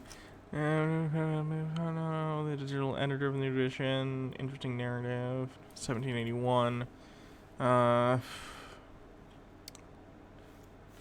a 2003 conference in England, Coretta defended himself against Nigerian academics like Obuwu, who accused him of pseudo-detective work and indulging in a vast publicity gameship. In his 2005 biography, Coretta suggested that Equiano may have been born in South Carolina rather than Africa, as he was twice recorded from there. Coretta wrote, Equiano was certainly African by descent. The circumstantial evidence that Equiano was also African-American by birth and African-British by choice is compelling but not absolutely conclusive, although the circumstantial evidence is not equivalent to proof. Anyone dealing with Equiano's life and art must consider it. According to Coretta, Equiano Vasa's baptismal record and Navy muster roll document him as from South Carolina. Okay, but, like, I'd imagine records from them wouldn't say what fucking village he was from in Africa, you idiot. Of course it's gonna say he's from South Carolina. Jesus Christ. Coretta interpreted these anomalies as possible evidence that Equiano had made up his account. The account of his African origins and adopted material from others, but Paul Lovejoy's, Alexander Expert, and Douglas Chambers note how many general and specific details Coretta can document from sources that related to the slave trade in the 1750s as described by Equiano, including the voyages from Africa to Virginia, sailed to Pascal in 1754, and others. They conclude that he was more likely telling what he understood as fact, rather than creating a fictional account. His work is shaped as an autobiography. Lovejoy wrote that circumstantial evidence indicates that he was born where he says he was, and that, in fact, the interesting narrative is reasonably accurate in details, although, of course, subject to the same criticism of selectivity and self-interest distortion that characterizes the genre of autobiography. So basically, other people were like, no, that's bullshit, dude. He's from where he said he was. Why would records say he was from somewhere in Africa when people who were doing records at the time didn't give a fuck? They care about where he's from in the States. People are just making up stories and making you believe in it. You're surrounded by these liars. Nobody would choose to do this. By the 18th and 19th centuries, the sailors on slave ships were poorly paid, subject to brutal discipline and treatment. Furthermore, a crew mortality rate of around 20%. Honestly, a lot of times more crew ends up dying than slaves, percentage-wise, which again doesn't make any sense. No, untrue. Why would the crew be dying at a higher rate than the slaves? That's untrue. Disease, flogging, or slave uprisings. This doesn't look like a slave ship to me. It just looks like a nice... Why would you take such a nice ship and let 500 people poop and pee all over? Hans, this is just like a normal sailing ship from the time. It's not especially extravagant or anything. What are you talking about? Over one of the... It would wreck the ship in one voyage. The ship would be wrecked in one voyage. These people would be breaking the ship while they're sitting there chained. They have nothing to do. They would be sitting there dragging their iron chains on the wood, carving into it, and whatever. They would try to break the ship. There's no way that they would cram 500 people onto a deck of this, and the ship wouldn't just be destroyed after one voyage from all the poop and pee and people just breaking the ship.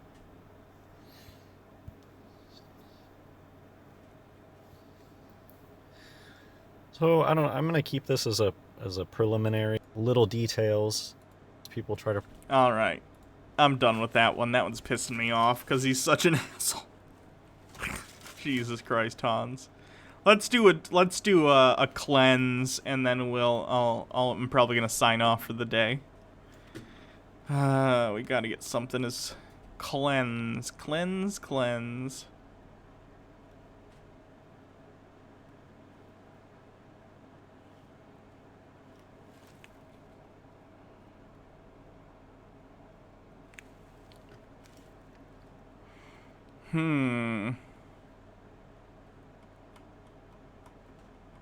What do you guys think in terms of cleanse? Is there anything you guys want to watch?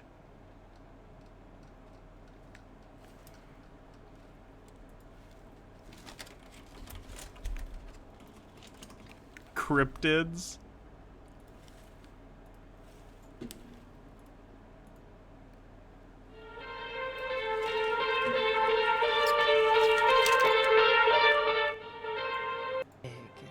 Very big.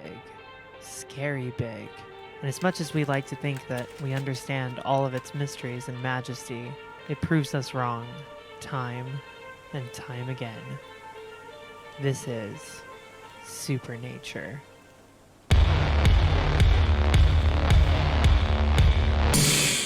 Loud. And what was possible? As a child, I consumed book after book on the paranormal and UFOs and the strange creatures that maybe also inhabit this earth. But at some point, we all grow up. Or, well, we like to think we do. But it's never about being done with the past. Is our past done with us? Over the course of my life, I've experienced a lot of events of the utmost strangeness, and it's left me wondering, what does all this mean? And in researching the topic, I realized that I had just become myself as a kid again, looking at all of the exciting things that could be in our world. And there was this scary Ooh, again. that's very loud. Hold on. woman who refused to wear a mask, even though it's mandatory in my county right now, and she was being super rude to the employee there, saying, I don't need to wear one, this is my America's free. And so another lady in the store comes up and starts spraying the signature Bath and Body Works scent, warm vanilla sugar, all over her face, and was like, bitch, I bet you wish you were wearing a mask now. And it was crazy, but you know what, I'd do it again.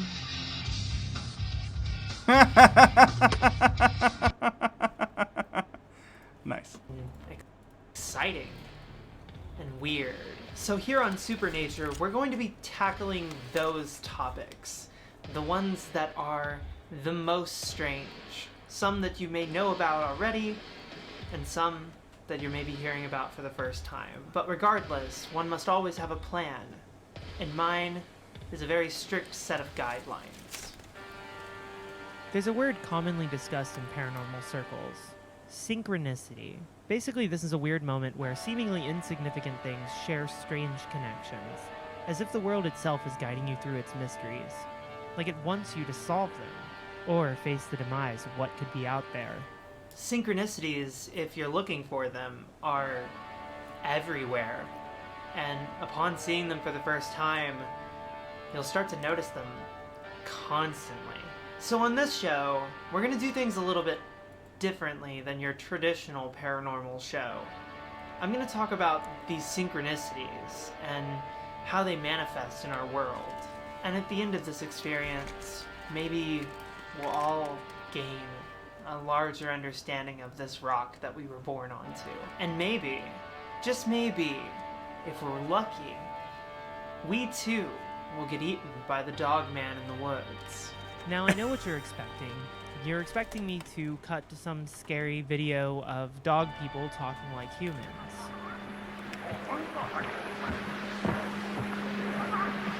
There's two of them across the creek at the big rocks.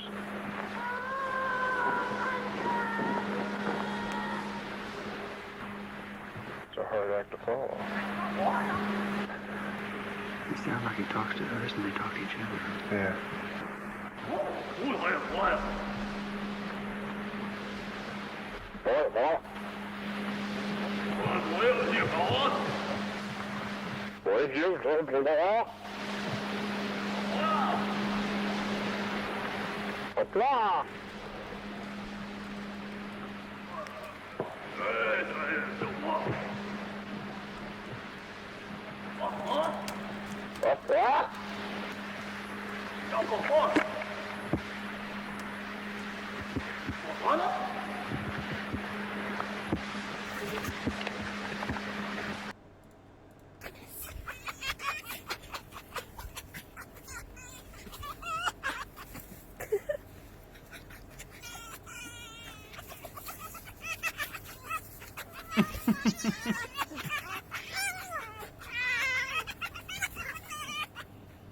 Dixie.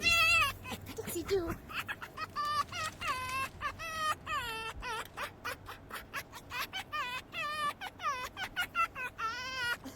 Ugh, it sounds like a child.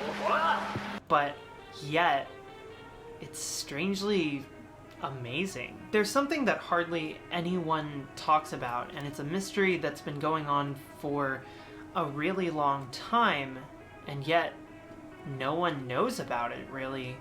And that's that people go missing a lot in state parks. And not like a little bit, like a whole lot. So common that it would make your head spin. And that's just what we know about. Yeah, because people get lost in the woods. Because people get lost in the woods. Pretty simple.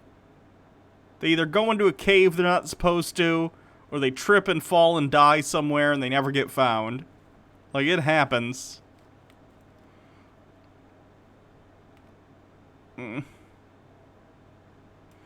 Alright. I think that's going to be it for the day.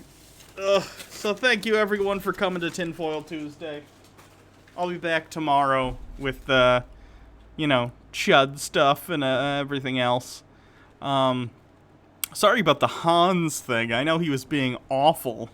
Sorry, I didn't expect him to be so awful today. And, deny atrocities that happened. Anyway, have a good night, everyone. I hope you all stay safe out there. And I'll see you tomorrow. You can follow me on Twitter if you haven't already. Hannah Reloaded. You can check out my YouTube archive where I put all my streams. It's just Hannah Reloaded, all one word on YouTube. You can see it down below the video box down here with my social media stuff. You can do all that stuff. So, yeah.